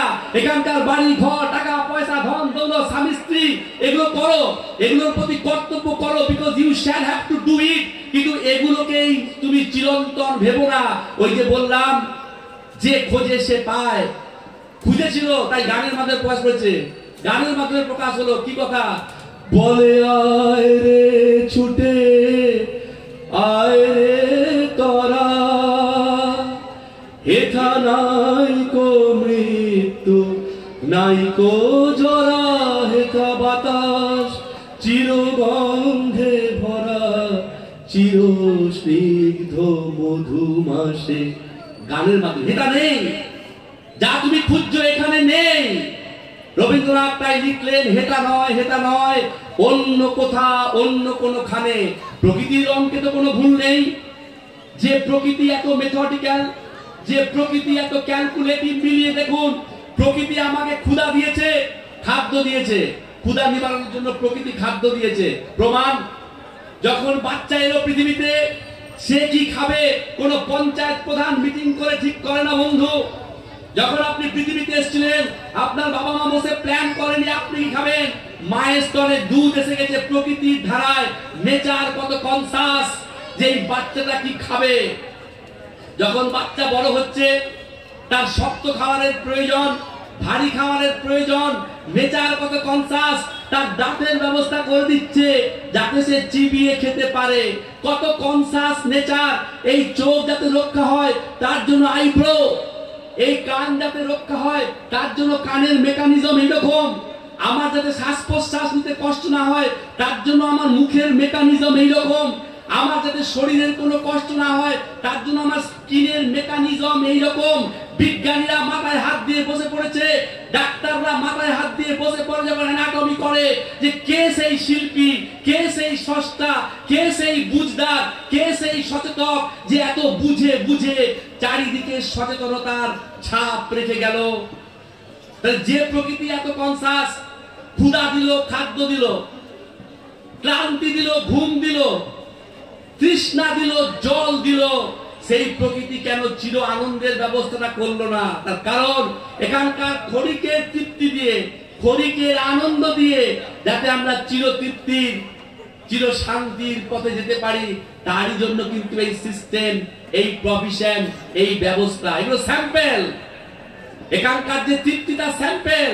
দেখবেন অনেক সময় দেখবেন ফুচকা বিক্রি করে, বলে একটা খান না, আগে একটা খেয়ে দেখুন। আপনি যেই একটা খেলেন আরো খাওয়ার ইচ্ছা লাগলো। আপনি মিষ্টির দোকানে গেছেন, বাইরে সাজানো আছে মিষ্টি, একটা খেলেন, ওটা স্যাম্পেল, ওটা খেয়ে আপনার তৃপ্তি হলো, আপনি আরো খেতে চাইছেন। ঠিক সেই রকম দেখে শুনে, ঘ্রাণে, স্পর্শে আমাদের ক্ষণিকের তৃপ্তি দিয়ে চির তৃপ্তির পথে নিয়ে যেতে চাইছে নেচার। এখানে বিশ্ব প্রকৃতির ধারা। কে দেখাবে পথ বলুন? অন্ধজনে দেহ আলো, মৃতজনে দেহ প্রাণ। এই জীবনটাকে নিয়ে আমি কি করব? এই জন্মটাকে নিয়ে আমি কি করব? কোথায় সেই চির আনন্দ, চির সুখ, চির শান্তির পারাবার সাগর কে সন্ধান দেবে? এখানে এই গুরু, গু মানে অন্ধকার, রু মানে আলোয়, ডিসপেলার অফ ডার্কনেস, যিনি অন্ধকার থেকে আমাকে আলোর পথে নিয়ে যাবেন। গুরুই পারে, প্রকৃত গুরু সবাই নয়। আপনি যখন আপনার ছেলেমেয়ের জন্য অঙ্কের মাস্টার রাখেন, হেলা পাকলির বাজার থেকে যাকে তাকে তুলে নিয়ে বলেন চলো আমার ছেলে মেয়েকে অঙ্ক শেখাবে, নট নেসেসারিলি। আপনি যাচাই করেন কে হতে পারে গুরু, কে দেখাতে পারে পথ, কে হতে পারে গতিদাতা। আমার গুরু ভার বহন করতে পারে কে? যিনি জন্মসিদ্ধ, যিনি ইনবর্ন, তারই আছে একমাত্র দীক্ষা দেওয়ার অধিকার। তাই আমরা তাকে পেয়েছি গুরু রূপে। আমরা যেন অনাদরে, অবহেলায়, আমাদের ভুলে এই পরশ পাথরটাকে না হারাই। আমাদের ইতিহাস কি জানেন? আমরা পরশ পাথরকে পাই, আমরা চিনতে পারি না, অনাদরে, অবহেলায় সেই পরশ পাথরটাকে আমরা দূরে সরিয়ে রাখি। অনেক অনেক বছর পর যখন আমাদের উপলব্ধি হয় তখন আমরা বুঝতে পারি অনেক দেরি হয়ে গেছে। আজকের পৃথিবীর ক্রাইসিসের এটাই একমাত্র মূল কারণ, যে জন্য এই সৃষ্টি, যার জন্য এই জন্ম। এই বিশ্ব প্রকৃতির এত বড় উদ্দেশ্যের দিকে আমাদের দৃষ্টিটাকে কেউ আকর্ষণ করলো না। আমাদের কি শেখানো হলো? আপনার বাড়ি, আপনার পরিচয়, বাড়ি বানাও, ফ্ল্যাট বানাও। আপনি কেমন মানুষ, আপনার কত টাকা আছে, গাড়ি আছে, বাড়ি আছে, ধন আছে, দৌলত আছে, এই দিকেই ধাবিত করা হয়েছে আমাদের চিন্তার জগৎটাকে। আমাদের কেউ শেখায়নি যে এই জন্মটাকে নিয়ে আমরা কি করব। এই বিশ্বজনীন তত্ত্বটাকে, এই বিশ্ব প্রকৃতির তত্ত্বটাকে মানুষের কাছে পৌঁছে দেওয়ার জন্যই কিন্তু সন্তান দল। ভোটের জন্য নয়, রাজনীতির জন্য নয়, নেতা সাজার জন্য নয়। আমরা সবাই যে বিশ্ব প্রকৃতির সন্তান, আমরা সবাই যে আলো, মাটি, জল, বাতাসের সন্তান, আমরা সবাই যে বিশ্ব প্রকৃতির দ্বারা লালিত, পালিত, সমৃদ্ধ, এই বার্তাটাকে মানুষের চিন্তার জগতে প্রতীত করার জন্যই কিন্তু সন্তান দল। তাই তারা বেদ প্রচারক মাত্র। বেদ মানে ঋক্সাম, যজু, অথর্ব বোঝায় না। বেদ হচ্ছে জ্ঞান, অ্যাবসলিউট নলেজ, পরাবিদ্যা। তুমি কে? তুমি কেন এলে পৃথিবীতে? তোমাকে নেচার কেন পাঠালো? এত সাজিয়ে গুছিয়ে কেন 60-70 পিরিয়ডের মধ্যে রাখলো? কেন মৃত্যুটা দিল? জন্ম থেকে মৃত্যু তুমি কিভাবে চলবে? এই সমস্ত বিশ্ব প্রকৃতির গ্রন্থের থেকে ধারায় ধারায় তাদের প্রতিটি মানুষের চেতনার জগতে এই বিশ্ব প্রকৃতির তত্ত্বটা প্রতিষ্ঠা পায়। তারই জন্য ঠাকুর বালক ব্রহ্মচারী মহারাজ তৈরি করেছেন ঐতিহাসিক সন্তান দল। নিজের পরিচয় দিতে গিয়ে তিনি বলছেন, আমি গুরুগিরি করার জন্য পৃথিবীতে আসিনি। আমার জন্ম অমাবস্যায়, এখানকার সমস্ত কিছু ভণ্ডুল করার জন্য আমি এসেছি। Mind the language. বালক ব্রহ্মচারী মহারাজ বলছেন, আমার জন্ম অমাবস্যায়, এখানকার সমস্ত কিছু ভণ্ডুল করে আলো জ্বালাবার জন্য আমি এসেছি। এখানকার সমস্ত কিছু ভণ্ডুল মানে কি? এখানে এতদিন যুগ যুগান্ত ধরে ধর্মের নামে আপনি যা জেনেছেন, এখানে যুগ যুগান্ত ধরে রাজনীতি বলতে আপনি যা জেনেছেন, এখানে যুগ যুগান্ত ধরে এই জীবন নিয়ে কি করব বলতে আপনি যা জেনেছেন, এখানে যুগ যুগান্ত ধরে যে সংস্কৃতিতে আপনি মানুষ হয়েছেন, we are all historically, socially wrongly inform. আমরা ভুলে গেছি এই সৃষ্টির উদ্দেশ্য। তাই তো অঙ্কের ফল মিলছে না। তাই এই কুম্ভকর্ণরূপী সমাজের চেতনার দুয়ারে আঘাত দেওয়ার জন্য এই সন্তান দল। তারা মানুষকে এটাই বলতে চায়, নিজেদেরকেও এটাই বলতে চায় যে মহান উদ্দেশ্যে পৃথিবীতে এসেছিলাম 60-70-80 জন্য। সেই উদ্দেশ্যের পথে আমরা চলছি তো? আমরা বেপথু হয়ে যাইনি তো? আমরা দিশেহারা হয়ে যাইনি তো? আমাদের যা করা উচিত ছিল তা আমরা করছি তো? যে আমরা বিশ্ব প্রকৃতির দ্বারা লালিত পালিত সমৃদ্ধ, প্রকৃতি ছাড়া আমাদের অস্তিত্ব নেই। এই যে এত বড় বড় কথা বলছি, আমার গাড়ি, আমার বাড়ি, আমার ধন, আমার দৌলত, ঠাকুর ভারত ব্রহ্মচারী মহারাজ বলছেন, ভেবে দেখেছো কোনোদিন যে বিভেদের নীতিতে সমাজ চলছে? সমাজ এককাট হয়ে গেছে বন্ধু, এই সমাজটা এককাট হয়ে গেছে। যেমন নৌকায় ঠিক মতো যদি না বসেন, নৌকা এককাট হয়ে যাবে, নৌকা ডুবে যাবে। সমাজরূপী নৌকা এককাট হয়ে গেছে, এখানে বিভেদের নীতি চলছে। আমি কার জন্য সেবা দেবো? যে আমার পার্টির লোক, যে আমার পেয়ারের লোক, যে আমার সম্প্রদায়ের লোক, যে আমার আত্মীয়, আমি তার জন্য ভাববো। যে আমার নিজের নয়, আমি তার জন্য ভাববো না। আমি তার জন্য ভাববো না আমার পাশের বাড়ি খেতে পেলো কি পেলো না, আমার পাশের বাড়ি ওষুধ পেলো কি পেলো না, আমার পাশের বাড়ির মানুষটা দুবেলা দুমুঠো খেতে পায় কিনা। Why should I bother? তুমি আর আমি আর আমাদের সন্তান, এখন তাও নাই। চাচা আপন প্রাণ বাঁচা, এই তো ফিলোসফি হয়েছে, আমার আমার আমার। ভারত ব্রহ্মচারী মহারাজ বলছেন, এই বিভেদের নীতিটা যদি প্রকৃতি প্রয়োগ করত, কি হতো পরিণতি আমাদের বলুন?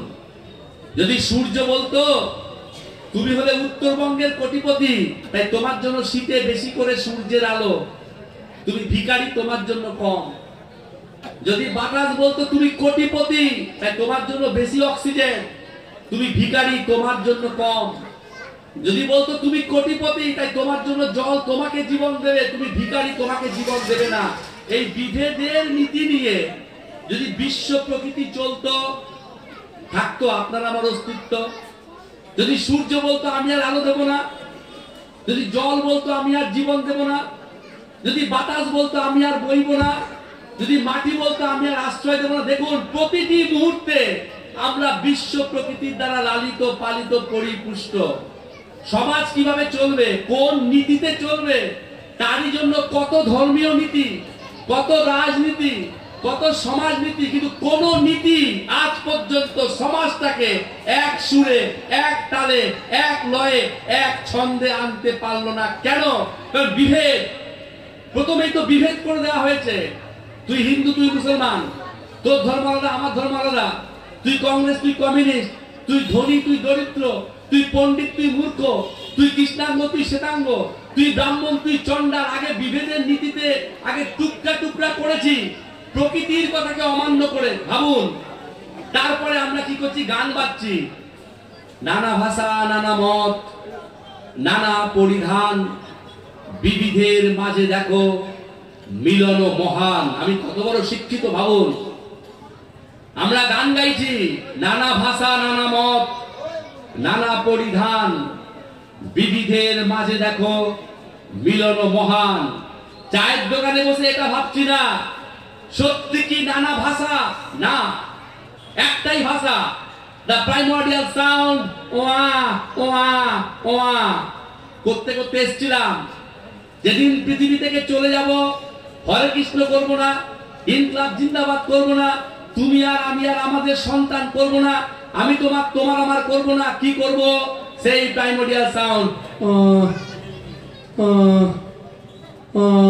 বলুন, কেউ দেখাতে পারবেন এর বাইরে কেউ আছে? এই সৃষ্টি তত্ত্বের বাইরে, এই চক্রের বাইরে। এটা হচ্ছে আমাদের প্রাইমর্ডিয়াল সাউন্ড। কিন্তু সেই প্রাইমর্ডিয়াল সাউন্ড আমরা ভুলে গেলাম। নানা ভাষা, নানা মত, নানা পরিধান, বিবিধের মাঝে দেখো মিলন মহান। সত্যি কি আমরা বিবিধ? নাকি আমাদের সূর্য এক, আমাদের জল এক, আমাদের মাটি এক, আমাদের বাতাস এক? ক্ষুধায় আমরা খাই, তৃষ্ণায় আমরা জলপান করি, ক্লান্তিতে আমরা ঘুমাই, দুঃখে আমরা কাঁদি, আনন্দে আমরা হাসি। কোথায় ফারাক? কোথাও ফারাক নেই বন্ধু। কিন্তু যেখানে যেখানে মাতব্বরি করা যাবে, সেখানে সেখানে মাতব্বরি করে গেছি, ধর্মের নামে, রাজনীতির নামে। তাই এই রেজাল্ট। এখানেই ভারত ব্রহ্মচারী মহারাজের মৌলিকত্ব তিনি বলছেন, তোমরা বিশ্ব প্রকৃতির গ্রন্থ পাঠ করো, বিশ্ব প্রকৃতির সুরে, বিশ্ব প্রকৃতির লয়ে, বিশ্ব প্রকৃতির ছন্দে তোমরা জীবন বিনাটাকে বাঁধো, দেহ বিনা যন্ত্রটাকে বাঁধো। প্রকৃতির দেওয়া ঐশ্বর্যকে, প্রকৃতির দেওয়া সম্পদকে তোমরা কাজে লাগাও। প্রকৃতির দেওয়া ঐশ্বর্য কি? চোখ, প্রকৃতির দেওয়া ঐশ্বর্য কি কান, প্রকৃতির দেওয়া ঐশ্বর্য কি নাক, প্রকৃতির দেওয়া ঐশ্বর্য জিহ্বা, প্রকৃতির দেওয়া ঐশ্বর্য ত্বক, প্রকৃতির দেওয়া ঐশ্বর্য ইচ্ছা শক্তি, প্রকৃতির দেওয়া ঐশ্বর্য স্বাধীনতা, প্রকৃতির দেওয়া ঐশ্বর্য বিবেক, প্রকৃতির দেওয়া ঐশ্বর্য চেতনা, প্রকৃতির দেওয়া ঐশ্বর্য বুঝ। এত কিছু দিয়ে পাঠাবার পরেও কেন গোলমাল হয়ে গেল?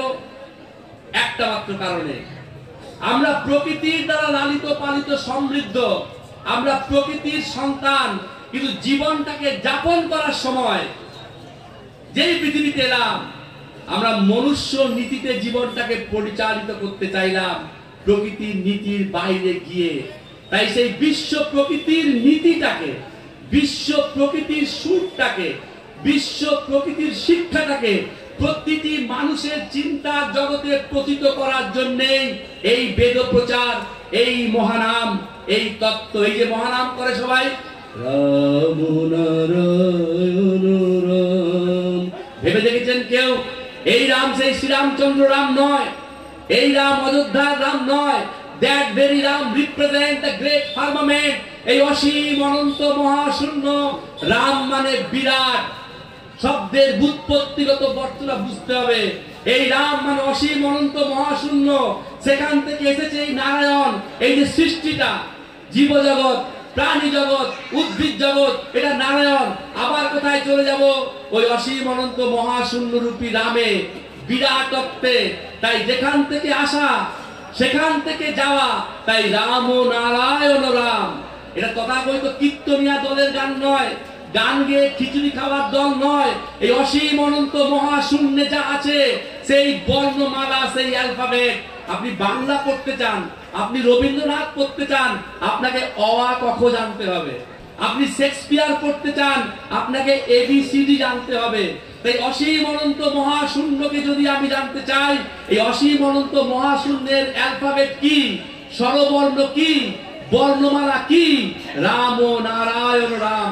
এই দেহ বিনা যন্ত্রে, এই মূলাধার থেকে সহস্রারে যতবার আমরা ধ্বনিত করব, it is the science of sound my dear friends. Had I time, হাতে সময় থাকলে আমি ওয়াইড এক্সটেন্সিভলি বলতাম এই ধ্বনিত বিজ্ঞানটা। এই দেহ বিনা যন্ত্রে এই মহানাম যত আমরা চর্চা করব, এই মহানাম যত আমরা ছড়িয়ে দেব, এই বিশ্ব প্রকৃতির তত্ত্ব যত মানুষের কাছে আমরা পৌঁছে দিতে পারবো, তত আমরা বুঝতে পারবো আমরা বেপথ হয়ে গেছি, আমরা দিকভ্রষ্ট হয়ে গেছি। তাই এখনো সময় আছে, আমরা যেন বিরাটকে বোঝার ক্ষেত্রে ভুল না করি। সুন্দর একটা অনুষ্ঠান আছে, নাচের অনুষ্ঠান, সুদূর কলকাতা থেকে আমার দিদি বোনেরা এসেছে, আপনাদের ভীষণ ভালো লাগবে। আমি তাই বেশি সময় নেব না, আমি কয়েকটা কথা বলে I will be calling it a day. আপনি জানেন আপনারা যে ঠাকুর এমন একটা সাবজেক্ট, ওয়াইড এক্সটেন্সিভ। ঠাকুর সম্পর্কে বলা হয় Thakur is larger than the largest, smaller than the smallest. Lakh crore বছর বললেও ঠাকুরের কথা বলা শেষ হবে না। আমি তাই লুসিডলি একটা কথা বলি, ছোটবেলায় বাচ্চাদের একটা ছড়া পড়ানো হয়, had I taken care of my টেথ, আমি যদি আমার দাঁতের যত্ন নিতাম। লক্ষ্য করে দেখবেন, আমরা আমাদের চোখ, আমরা আমাদের হার্ট, আমরা আমাদের লিভার, আমরা আমাদের কিডনি নিয়ে যতটা ভাবিত, আমরা দাঁতকে কিন্তু খুব একটা গুরুত্ব দেই না। দাঁত বলে কোন এক বাবাজি যে আছে, আমরা কেউ গুরুত্ব দেই না, অবহেলায় অনাদরে রাখি। গুরুত্ব দেই কখন? যখন দাঁতের ব্যথায় কাটা ছাগলের মতো দাপাই, যখন দন্ত সুর ওঠে, তখন ডাক্তারের হাতে পায়ে পড়ি, ডাক্তারবাবু ইনজেকশন হোক, কড়া অ্যান্টিবায়োটিক হোক, যা কিছু দিয়ে হোক দাঁতের যন্ত্রণা কমান। সেদিন উপলব্ধি করি যে মা ঠাকুমার বলা কথাটাকে যদি মর্যাদা দিতাম, যে দাঁত থাকতে দাঁতের মূল্য দেওয়া, দাঁত থাকতে দাঁতের মর্যাদা দেওয়া, তাহলে এই কষ্টটা পেতে হতো না। মানব সভ্যতার ইতিহাস repeats that very observation my dear friends. মানব সভ্যতা এটাই আমাদের শেখায় যে আমরা দাঁত থাকতে দাঁতের মূল্য দেই না। Whatever we have learned from history is that we have learned nothing from history. যারা মানবতার স্বার্থে, মানুষের কল্যাণে আলো দেখাবার জন্য পৃথিবীতে আসে, আমরা কেউ তাদের গুরুত্ব দেই না। এখানকার তথাকথিত প্রচারে বিভ্রান্ত হয়ে আমরা সত্যের থেকে মুখ ফিরিয়ে নেই। তাই আগামী দিনে এমন যেন একটা সময় না আসে যেদিন আমরা অনুশোচনায় অনুতাপে দগ্ধ হব যে মানবতার এত বড় পূজারীকে, মানবতার এত বড় হিতৈষীকে আমরা মূল্যায়ন করতে ভুল করেছিলাম। হেলা পাকড়ির মানুষ ভারত ব্রহ্মচারী মহারাজকে মূল্যায়ন করুক বা না করুক, উত্তরবঙ্গের মানুষ ভারত ব্রহ্মচারী মহারাজকে মূল্যায়ন করুক বা না করুক, পৃথিবীর মানুষ ভারত ব্রহ্মচারী মহারাজকে মূল্যায়ন করুক বা না করুক, ইট ম্যাটার্স লিটিল, এটা কোনো ম্যাটার করে না, ইট is very trivial. But my dear friends, যেন এমন একটা সময় না আসে যেদিন অনুশোচনায় অনুতাপে আমরা দগ্ধ হব যে আলো এসেছিল পৃথিবীতে দেহ ধারণ করে, আমরা মূল্যায়ন করতে ভুল করেছিলাম। ওই যে বললাম অনেক কথা বলার আছে, we are all running after time. আমি দুই একটা কথা বলি। আপনারা ঋষি অরবিন্দের নাম শুনেছেন? আপনারা ঋষি অরবিন্দের নাম শুনে শুনুন। ঋষি অরবিন্দের নাম শুনেছিলেন? ঋষি অরবিন্দকে বলা হয় দুনিয়া কাঁপানো স্পিরিচুয়ালিস্ট, একজন স্পিরিচুয়াল স্টলওয়ার্ড। ঋষি অরবিন্দ করে কথা হয়তো হরিপদ শ্যামাপদ নয়। এই ঋষি অরবিন্দের একটি দুনিয়া কাঁপানো গ্রন্থ আছে, এই কথা আমি সব জায়গায় বলি, ডেলিভারিটলি বলি। সেই বইটার নাম হচ্ছে লাইফ ডিভাইন, দিব্য জীবন। সেই বইয়ের এক জায়গায় ঋষি অরবিন্দ লিখছেন, কথাগুলো লক্ষ্য করবেন, তিনি লিখছেন যুগে যুগে সাধক, যুগে যুগে ঋষি, যুগে যুগে সত্য দ্রষ্টারা আলোর কাছে পৌঁছতে চেয়েছে। কি অপূর্ব লাইন, ঘটনা। আমরা সবাই তো সত্যকে জানতে চাই, আমরা সবাই তো আলো পেতে চাই। তাই ঋষি অরবিন্দ লিখছেন লাইফ ডিভাইন গ্রন্থে, যুগে যুগে সাধক, যুগে যুগে ঋষি, যুগে যুগে সত্য দ্রষ্টারা আলোর কাছে পৌঁছতে চেয়েছে। আমি আলোর কাছে পৌঁছতে চাই না, আমি সেই আলোকে মাটির পৃথিবীতে নামিয়ে আনতে চাই, এটাই আমার সাধনা। ঋষি অরবিন্দের কথা সূত্র ধরে অগ্নিযুগের বিপ্লবী বারীন্দ্র কুমার ঘোষ ঠাকুরের যখন ৩৯তম জন্মদিবস পালিত হচ্ছে, আজকে যেমন সবাই আপনারা ১০৫তম করছেন, ঠিক সেই রকম ঠাকুরের ৩৯তম জন্মদিবস উপলক্ষে তিনি দেশবাসীর উদ্দেশ্যে একটি পত্র লিখেছিলেন, আমন্ত্রণ পত্র। প্লিজ একটু কথাটার মর্যাদা দেবেন। অগ্নিযুগের বিপ্লবী বারীন্দ্র কুমার ঘোষ, ইউ মাইন্ডেড, যাকে সাংবাদিকতা জগতের পথিকৃৎ বলা হতো, দৈনিক বসুমতীর তিনি সম্পাদক ছিলেন। ঠাকুরের ৩৯তম জন্মদিবস উপলক্ষে দেশবাসীর উদ্দেশ্যে তিনি একটি আমন্ত্রণ পত্র লিখেছিলেন। যেমন আজকে হেরা পাকড়িতে অনুষ্ঠান হবে, আমার গুরু ভাই বোনরা কার্ড বা লিফলেট তৈরি করেছিল যে আজকে হেরা পাকড়িতে এই অনুষ্ঠান হবে, আপনারা সবাই আসবেন। ঠিক সেই রকম ঠাকুরের যখন ৩৯তম জন্মদিবস পালিত হচ্ছে, অগ্নিযুগের বিপ্লবী বারীন্দ্র কুমার ঘোষ একটি আমন্ত্রণ পত্র লিখেছিলেন। সেই আমন্ত্রণ পত্রের শেষ অনুচ্ছেদে, শেষ প্যারাতে তিনি একটি মারাত্মক কথা লিখেছিলেন। তিনি লিখেছিলেন, ঋষি অরবিন্দ যে দিব্য সত্যের কথা বলেছে, ঋষি অরবিন্দ যে দিব্য আলোকের কথা বলেছে, সেই দিব্য সত্য, ডিভাইন ট্রুথ, সেই দিব্য আলো, ডিভাইন লাইট মাটির পৃথিবীতে এসছে বালক ব্রহ্মচারীর দেহ ধারণ করে। তোমরা যারা তার ভক্ত শিষ্য অনুরাগী, অনুভব করার চেষ্টা করো, উপলব্ধি করার চেষ্টা করো কি পরম সম্পদ তিনি তোমাদের দিতে চান। যার জ্যোতিতে বিশ্ব ভুবন আলোকিত, সেই আলো এসছে দেহ ধারণ করে। তোমরা যেন তাকে চিনতে ভুল করো না। আমাদের ভুল হয়। ভুল হয় কেন? আমরা প্রভাবিত হই। পেপারে কি লিখেছে, পাড়া প্রতিবেশী কি লিখেছে, এ কি বললো, রাম কি বললো, শ্যাম কি বললো। আমাদের মধ্যে নিরপেক্ষতা নেই, আমাদের মধ্যে সত্যকে জানার আকুতি নেই, আকুলতা নেই, ব্যাকুলতা নেই। তাই আমি সমস্ত পাবলিক ফোরামে, অনেকে আমাকে বলে, দীপক এই গল্পটা তুমি সব জায়গায় বলবে। এই গল্পটা আপনারা আমার কাছে বহুবার শুনেছেন। It's a short of repetition. ইউটিউবেও দেখেছেন, প্রতিটি পাবলিক ফোরামে আমি এই গল্পটা বলি। কারণ কি জানেন? এই গল্প আপনারাও জানেন, পুরনো গল্প। কারণ এই গল্পের যে নীতি কথাটা, এই গল্পের যে শিক্ষাটা, যে মেসেজটা, এটাকে যদি আমরা প্রয়োগ করি সত্যকে জানার জন্য, আমরা অনেকটা সত্যের কাছে পৌঁছতে পারবো। আপনারা সবাই তো সত্যকে জানতে চান। এখানে এমন কেউ আছেন যিনি বলবেন আমি সত্যকে জানতে চাই না? সবাই তো বলে সত্যকে জানো। সত্যকে জানবো কিভাবে? এটাই হচ্ছে পথ। এই গল্পের মধ্যে যে নীতি কথাটা আছে, একটা মৌমাছির সাথে একটা গুবরে পোকার বন্ধুত্ব ছিল। তো একদিন গুবরে পোকা মৌমাছিকে বলছে, ভাই মৌমাছি, তুমি যে মধু খাও সেই মধুর স্বাদ কি আমার গোবরের থেকে ভালো? মৌমাছি বলছে, ভাই একই কথা বলছো, কোথায় গোবর কোথায় মধু, তুমি কালকে এসো, আমি তোমাকে এক ফোঁটা দেবো। গল্পের গুবরে পোকা গেছে মৌমাছির কাছে, হা করেছে, মৌমাছি এক ফোঁটা মধু দিয়েছে, দিয়ে বলছে, ভাই গুবরে পোকা, বলো তো মধুর স্বাদ কেমন? গুবরে পোকা বলছে, আমার গোবরের চেয়ে ভালো না। I once again I express my cordial gratitude to all of you যারা শীতের মধ্যে দাঁড়িয়ে আমার বক্তব্য শুনছেন বা এর পরের অনুষ্ঠানও দেখবেন। এই গল্পের ইনার সেন্সটা একটু বোঝার চেষ্টা করবেন, এটা আমার রিকোয়েস্ট। আমি এতক্ষণ ধরে যা বলে গেলাম তার সিনপসিস কিন্তু এই গল্পটার মধ্যে আছে। মৌমাছি এক ফোঁটা মধু দিয়ে বলছে গুবরে পোকাকে, ভাই গুবরে পোকা, বলো তো মধুর স্বাদ কেমন? গুবরে পোকা উত্তরে বলছে, আমার গোবরের চেয়ে ভালো না। মৌমাছি খুব অবাক হলো, মধু দিলাম আর বলে কিনা গোবরের চেয়ে ভালো না। আচ্ছা ভাই তুমি আগামীকাল এসো। আবার দ্বিতীয় দিন গেছে, গুবরে পোকা যথারীতি হা করেছে, মৌমাছি এক ফোঁটা মধু দিয়ে বলছে, ভাই গুবরে পোকা, আজ বলো তো মধুর স্বাদ কেমন? গুবরে পোকা সেদিনও বলছে, আমার গোবরের চেয়ে ভালো না। মৌমাছি খুব অবাক হলো, পর দুদিন আমি মধু দিলাম আর বলছি কিনা গোবরের চেয়ে ভালো না, ব্যাপারটা কি? বলছে, ভাই তুমি কালকে এসো। তো গল্পের গুবরে পোকা রয়ে গেছে, আমি তোমার কাছে দুদিন গেছি, তুমি আমাকে মধু দিয়েছো, আমার উপলব্ধি হয়ে গেছে যে তোমার মধুর স্বাদ আমার গোবরের চেয়ে ভালো না, তুমি কেন আমাকে বিরক্ত করছো? গল্পের মৌমাছি বলছে হাত জোর করে, ভাই গুবরে পোকা, জীবনে চলার পথে যে মধুর স্বাদ আমি আস্বাদন করেছি, এই স্বাদ আমি একা পেতে চাই না।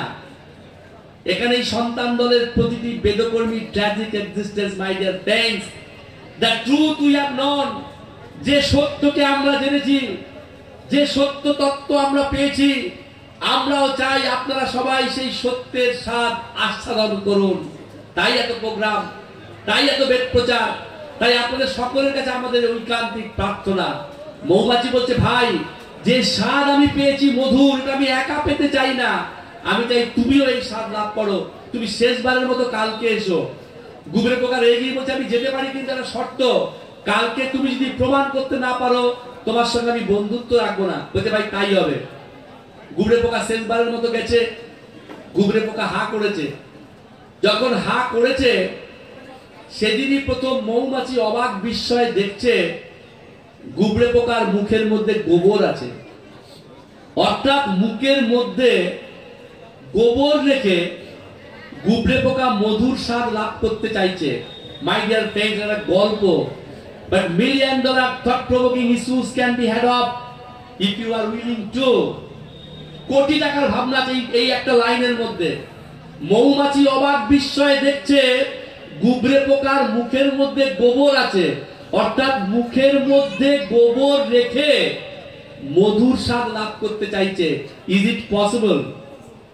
বলুন, সম্ভব? আপনি হেরা পাকড়ির একটা দোকান থেকে 10 টাকা দিয়ে পান খাবেন, 10 টাকা কেন 10 কোটি টাকার পান স্বাদ পাবেন না যদি মুখের মধ্যে গোবর থাকে। ঠাকুর সৃষ্টিতত্ত্ব ব্যাখ্যা করতে গিয়ে বলছে, ভাইবা দেখছো কোনদিন? হ্যাঁ, এটুকু দেখা যায় না। জিহ্বা কতটুকু? বলুন, আপনার জিহ্বাটা কত বড়? এইটুকু জিভ দিয়ে আপনি অসীম অনন্ত বিশ্ব ব্রহ্মাণ্ডের সমস্ত বিষয় বস্তুর স্বাদ আপনি আস্বাদন করতে পারেন, ভাবুন। আর ওইটুকুর মধ্যে যদি গোবরের ডলা রেখে দেন, বিরিয়ানি বুঝবেন? বিরিয়ানি খাচ্ছেন না শুক্তো খাচ্ছেন বুঝবেন? অনেক ভারী ভারী কথা বলা গেছে, তাই একটু হিউমারাসলি আই এম টকিং অ্যাবাউট। বলুন, এইটুকু জিহ্বা যা দিয়ে সারা জীবন বিরিয়ানি কেমন বানায়, এটা ভালো হয়েছে কিনা, হায়দ্রাবাদি বিরিয়ানি কিনা, আমরা খুব ভোজন রসিক আর কি, ঠিক আছে? নোলেন গুড়টা আসল না নকল, খাঁটি না ভেজাল, এই যত কিছু কথা বলছেন ওই এইটুকু দিয়ে, এইটুকু জিহ্বা কত কনসাস। একটা চুল পড়লে আপনার মা আপনাকে ফোন করে যে জিভে চুল পড়েছে ফেলে দাও, মা ফোন করে, বাবা ফোন করে জানায়।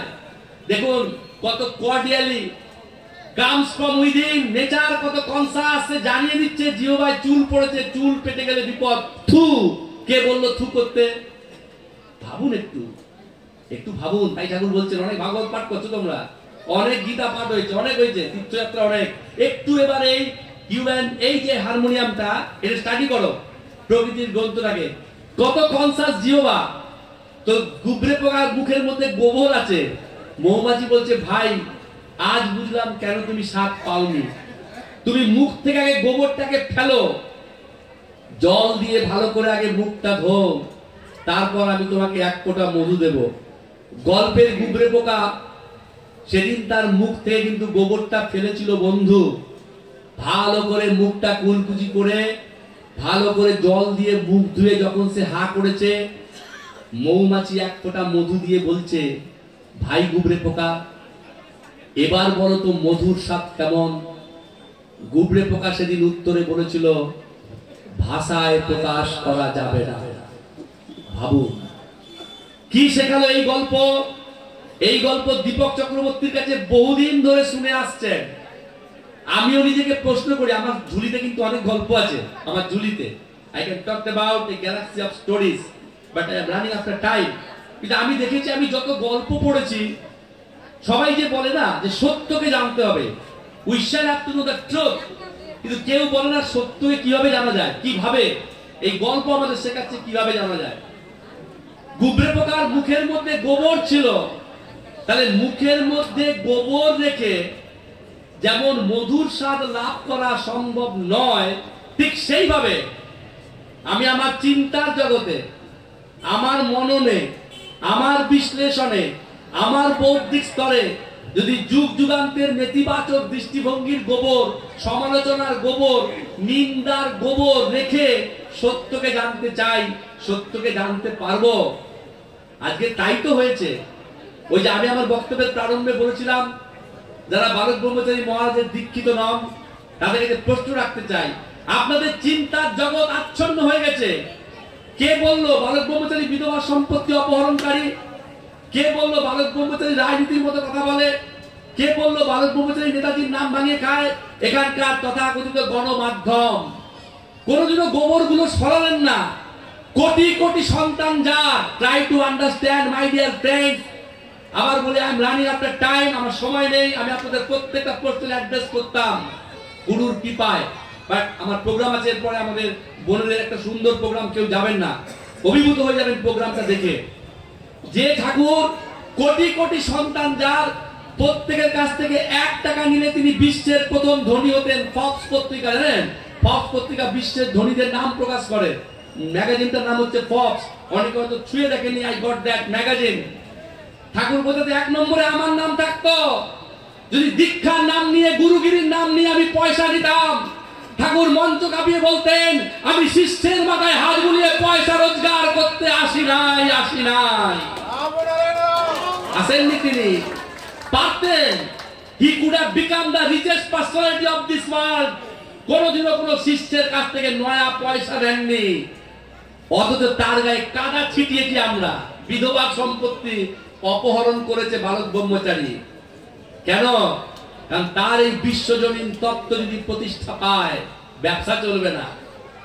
তিনি নাকি নেতাজির নাম ভাঙিয়ে খান। পড়াশোনা করেন তো, কি দেখতে পাচ্ছেন, কি জানতে পাচ্ছেন? সেদিন তো নয়, তার 3 মাস আগে, 3 মাস পরে কোনো বিমান দুর্ঘটনা ঘটেনি।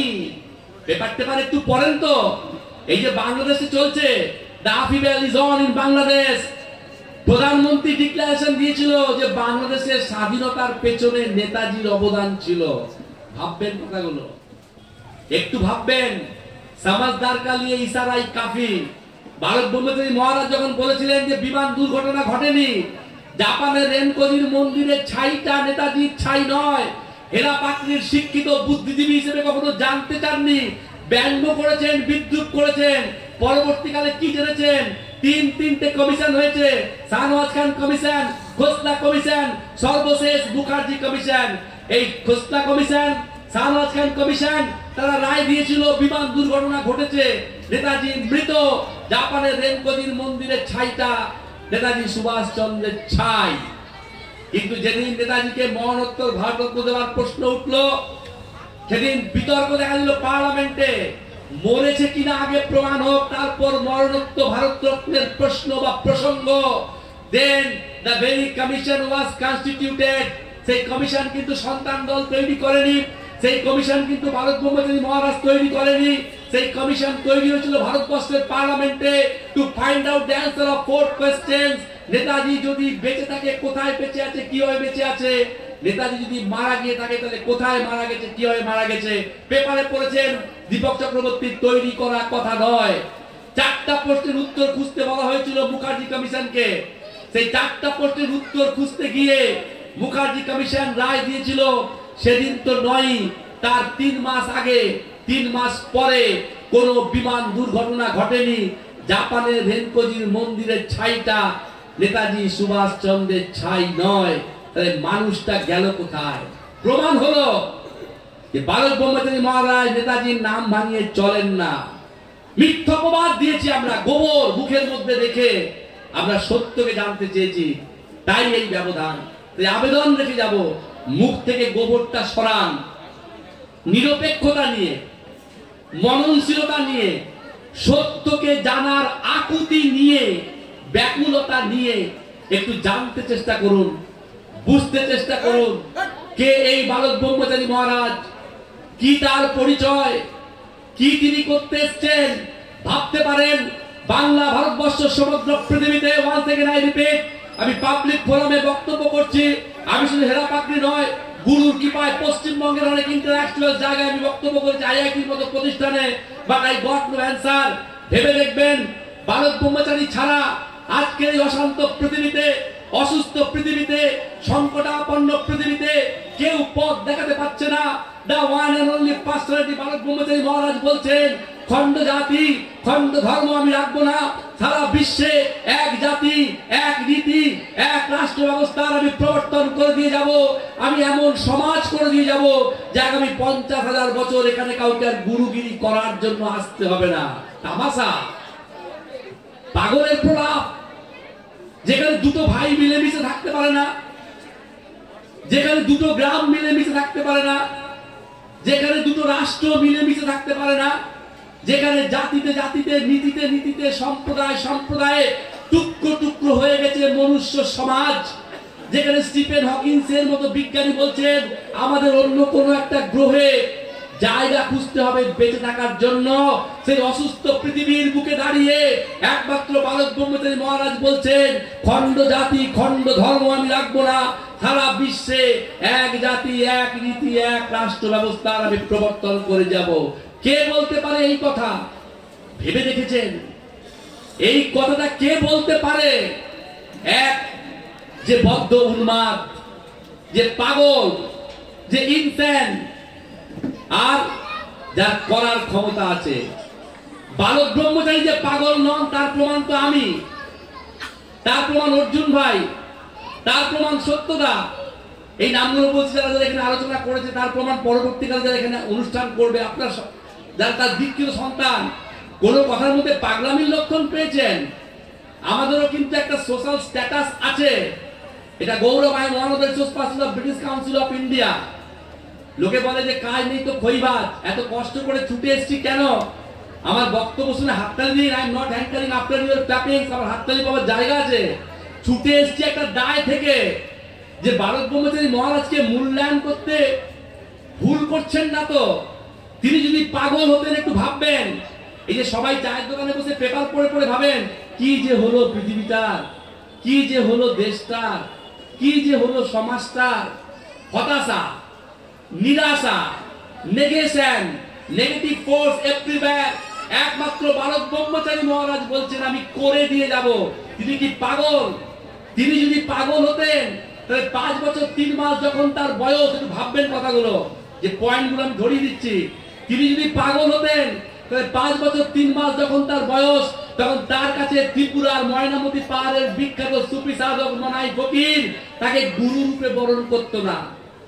তিনি যদি পাগল হতেন তাহলে পাঠশালার পণ্ডিত, স্কুলের শিক্ষক তার উদ্দেশ্যে বলতো না আমরা তোমাকে ইহজগতের ইতিহাস, ভূগোল, বিজ্ঞান, অঙ্ক পড়িয়েছি, তুমি আমাদের পরমার্থের সন্ধান দাও। তিনি যদি পাগল হতেন তাহলে দুনিয়া কাঁপানো স্পিরিচুয়ালিস্ট লোকনাথ ব্রহ্মচারী, বিজয় কৃষ্ণ গোস্বামী, সাধক বামাক্ষেপা, শ্রী প্রভুপাদের মতো তারপর স্পিরিচুয়ালিস্ট তার উদ্দেশ্যে বলতেন না যে পূর্ণ ব্রহ্ম আসছেন এই পৃথিবীতে। তিনি যদি পাগল হতেন তাহলে দুনিয়া কাঁপানো বিজ্ঞানী সত্যেন বোস বলতেন না যে ঠাকুর তোমার তত্ত্বকে উপলব্ধি করতে হলে সত্যেন বোসের মতো বিজ্ঞানীকে কয়েক সহস্র বার এই পৃথিবীতে আসতে হতো। তিনি যদি পাগল হতেন তাহলে দুনিয়া কাঁপানো দার্শনিক ন্যাশনালিস্ট এম.এন. রায়, সব ইন্টেলেকচুয়াল ব্যাপার, উনি কোনদিনও কারোর পায়ে হাত দিয়ে প্রণাম করতেন না। এখানে যদি আমার কোনো কমিউনিস্ট বন্ধু থাকেন, যদি কোনো কমিউনিস্ট বন্ধু থেকে থাকেন, আপনি স্মৃতির দরজায় টোকা দিন, you must have heard of M N. Roy, Manabendranath রায়।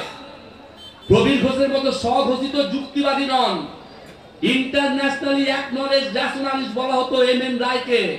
তিনি নব্য মানবতাবাদের প্রতিষ্ঠাতা ছিলেন, লেনিনের সঙ্গে তিনি কাজ করেছেন। ভেবে দেখুন, এইরকম এক ব্যক্তিত্ব। তিনি কোনোদিনও কারোর পায়ে হাত দিয়ে প্রণাম করতেন না, নিজের বাবা মাকে পর্যন্ত না। এটা অহংকার নয়, অহংকার নয়।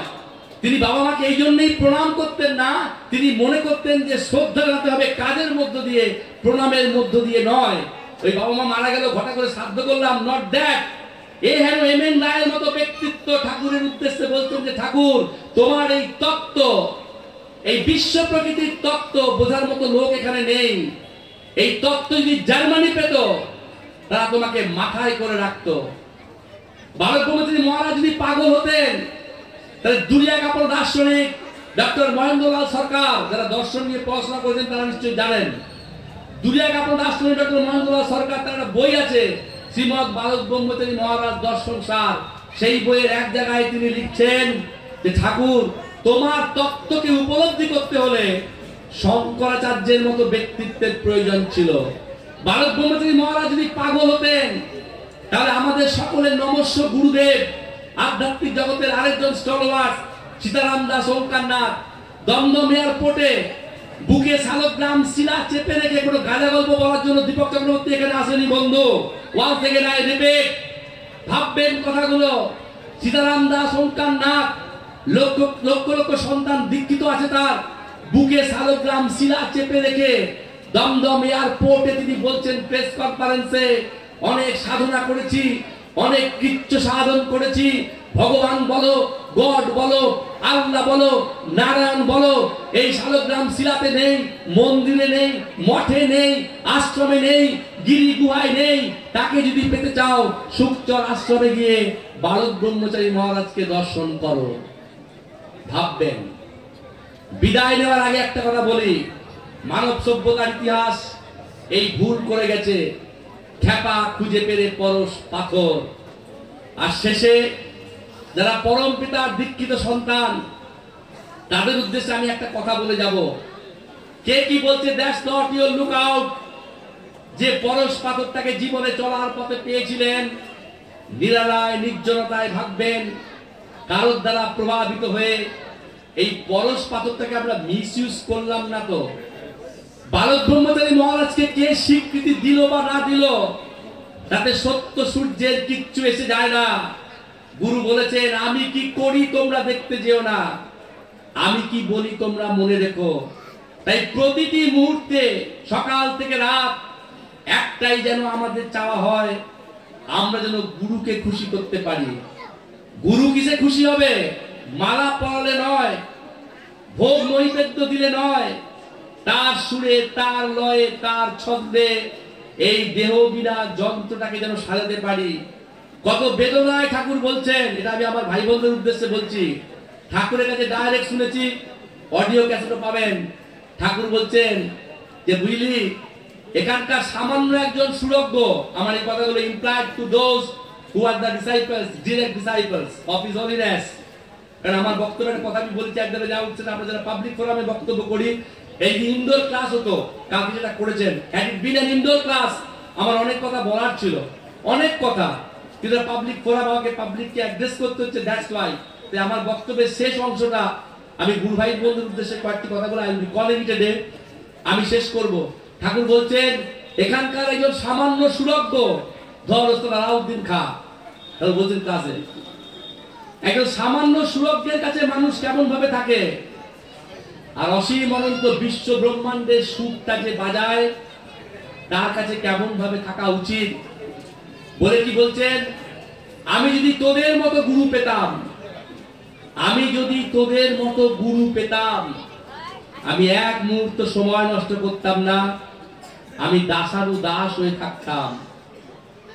এটা বেদনার জায়গা যে কি জিনিস তোমরা পেয়েছিলে, যে জীবনটাকে তোমরা স্বর্ণময় করতে পারতে আমাকে পেয়ে। লক্ষ লক্ষ কোটি কোটি গ্রহে সবাই আমার জন্য অপেক্ষা করছে। আমি বলছি আরেকটু বাকি আছে, শেষ করে আমি যাব। ঠাকুর বলছেন, ঠাকুরের কথা, যে তোমাদের মতো যদি আমি পেতাম, আমি এক মুহূর্ত সময় নষ্ট করতাম না। তাই আমরা যারা তার দীক্ষিত সন্তান, we shall have to raise $1 million thought provoking question. আমরা সময় নষ্ট করছি না তো? আজকাল পেপার কি লিখলো, it is very trivial. Anandabazar কি লিখলো, it is very trivial. Statesman, Times of India, Hindustan Times কি লিখলো, ইট ইজ ভেরি ট্রিভিয়াল। কোনটা ইম্পর্টেন্ট? তার আত্মপরিচয়। তিনি মায়ের পেট থেকে পড়ে গুরু, নিজের পরিচয় দিতে গিয়ে বলছেন যে ধ্বনি থেকে এই জগৎ সৃষ্টি, আমি হলাম সেই ধ্বনি, দ্য সাউন্ড অরিজিনাল।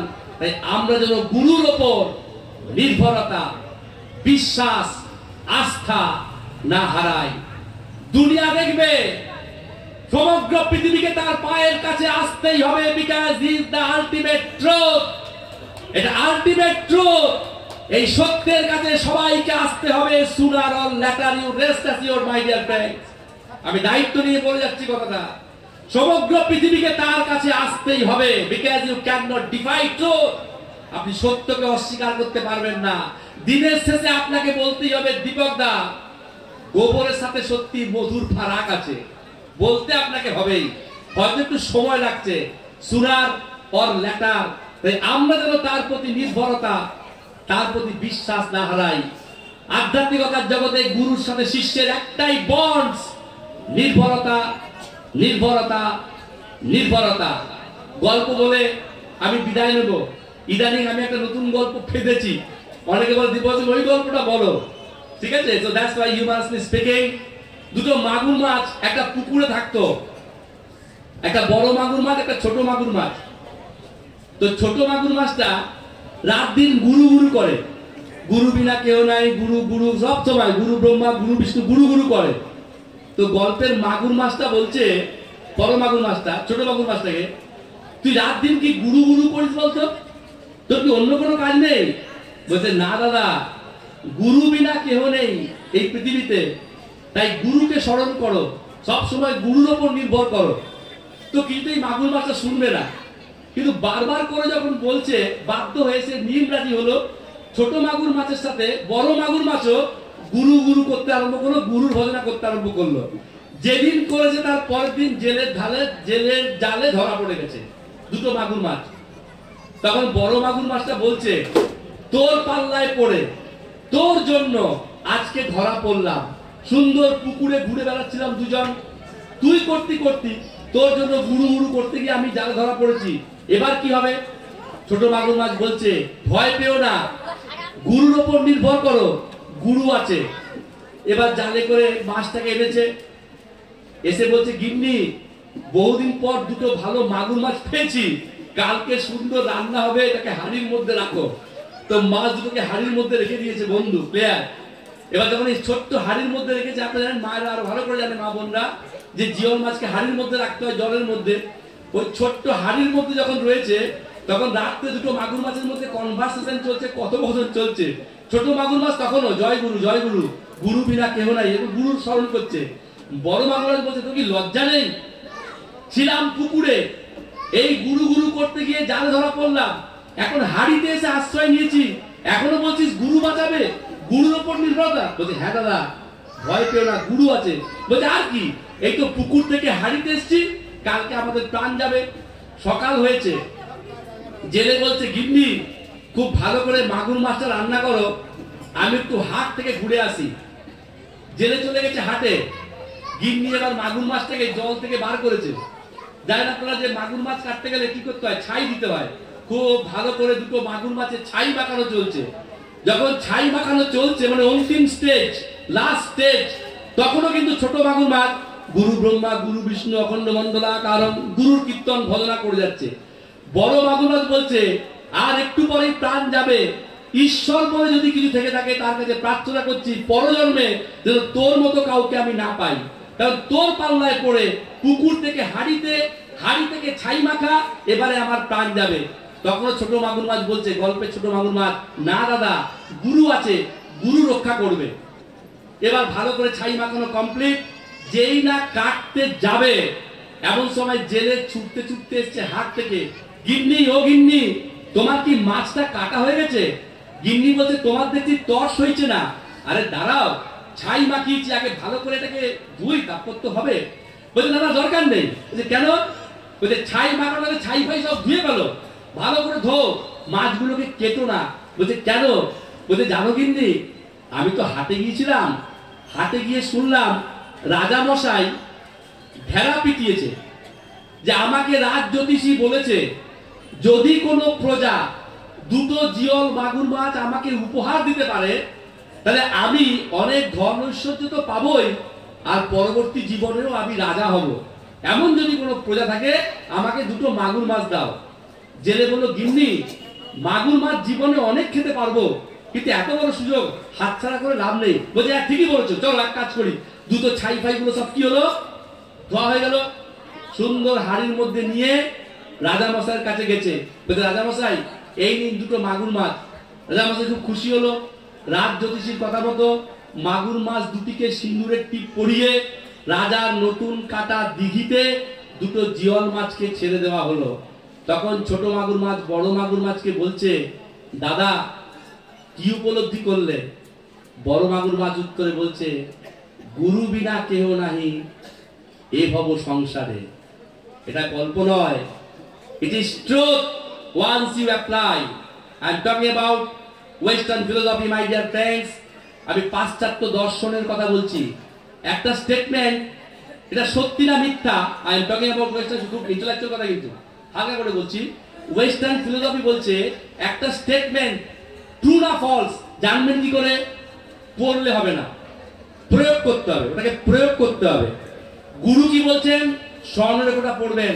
গুরু বলছেন একমাত্র আমার উপর নির্ভর করে তোমরা সব জানতে বুঝতে পেতে পারবে। You mind the language. পৃথিবীতে আজ অব্দি কেউ একথা বলেনি।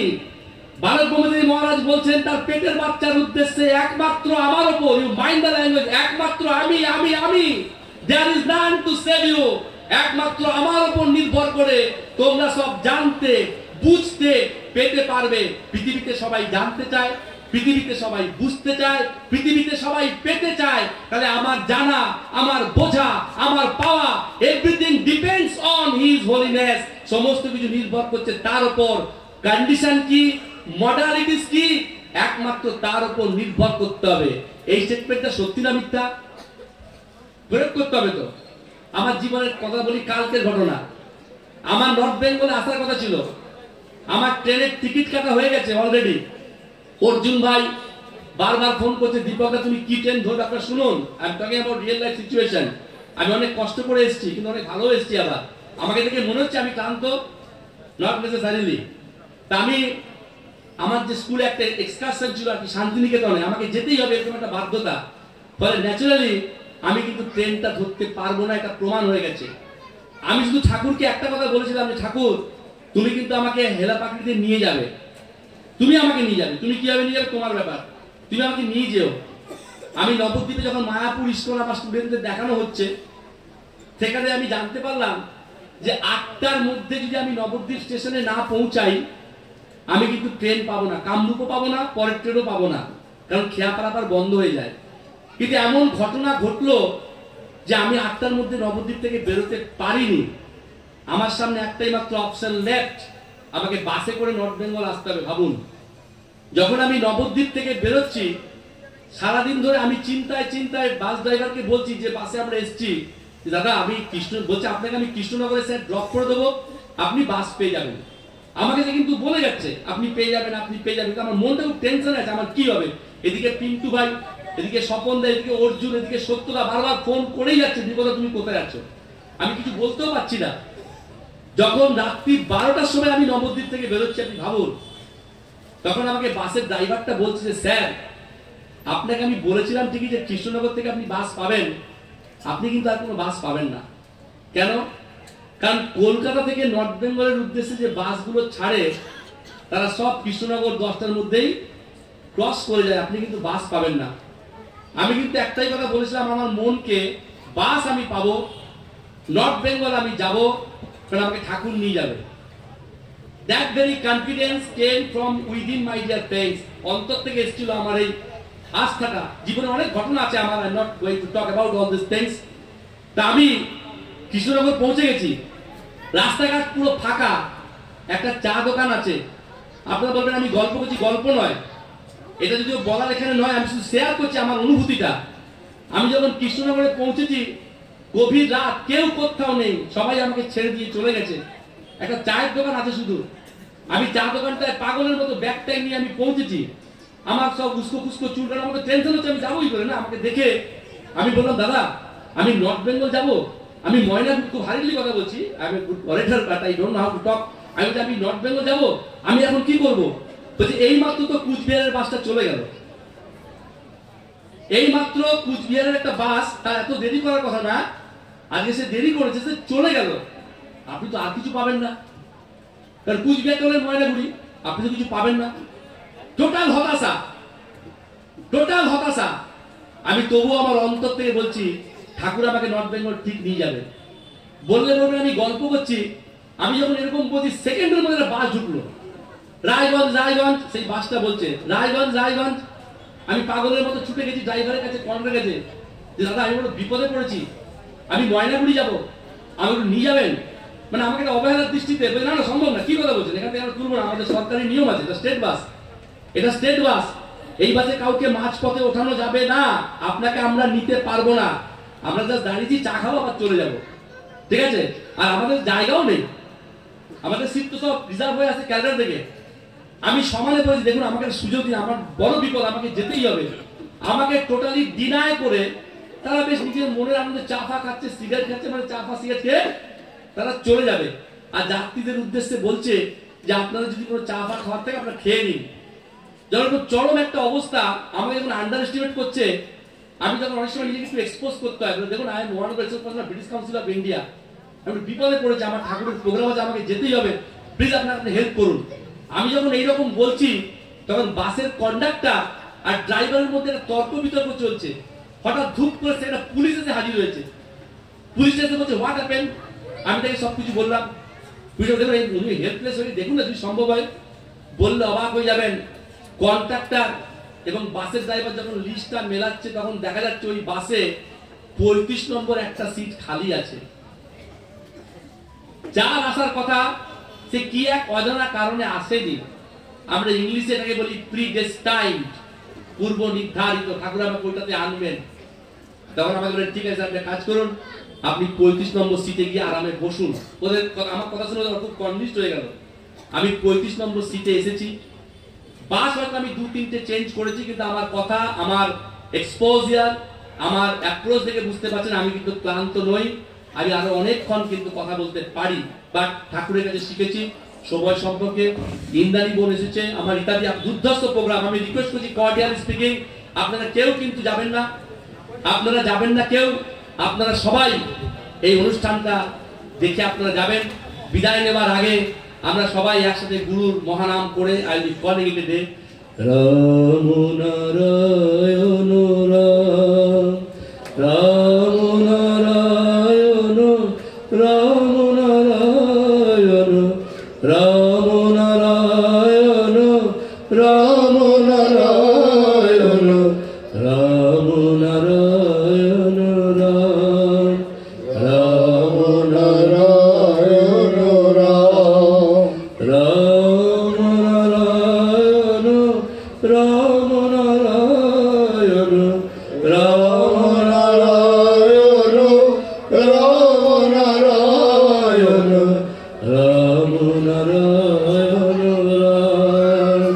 রাম নারায়ণ, রাম নারায়ণ, রাম। সবাইকে আন্তরিক বৈদিক অভিনন্দন জানিয়ে আমি বিদায় নিচ্ছি। রাম নারায়ণ রাম। রাম নারায়ণ রাম, রাম নারায়ণ রাম।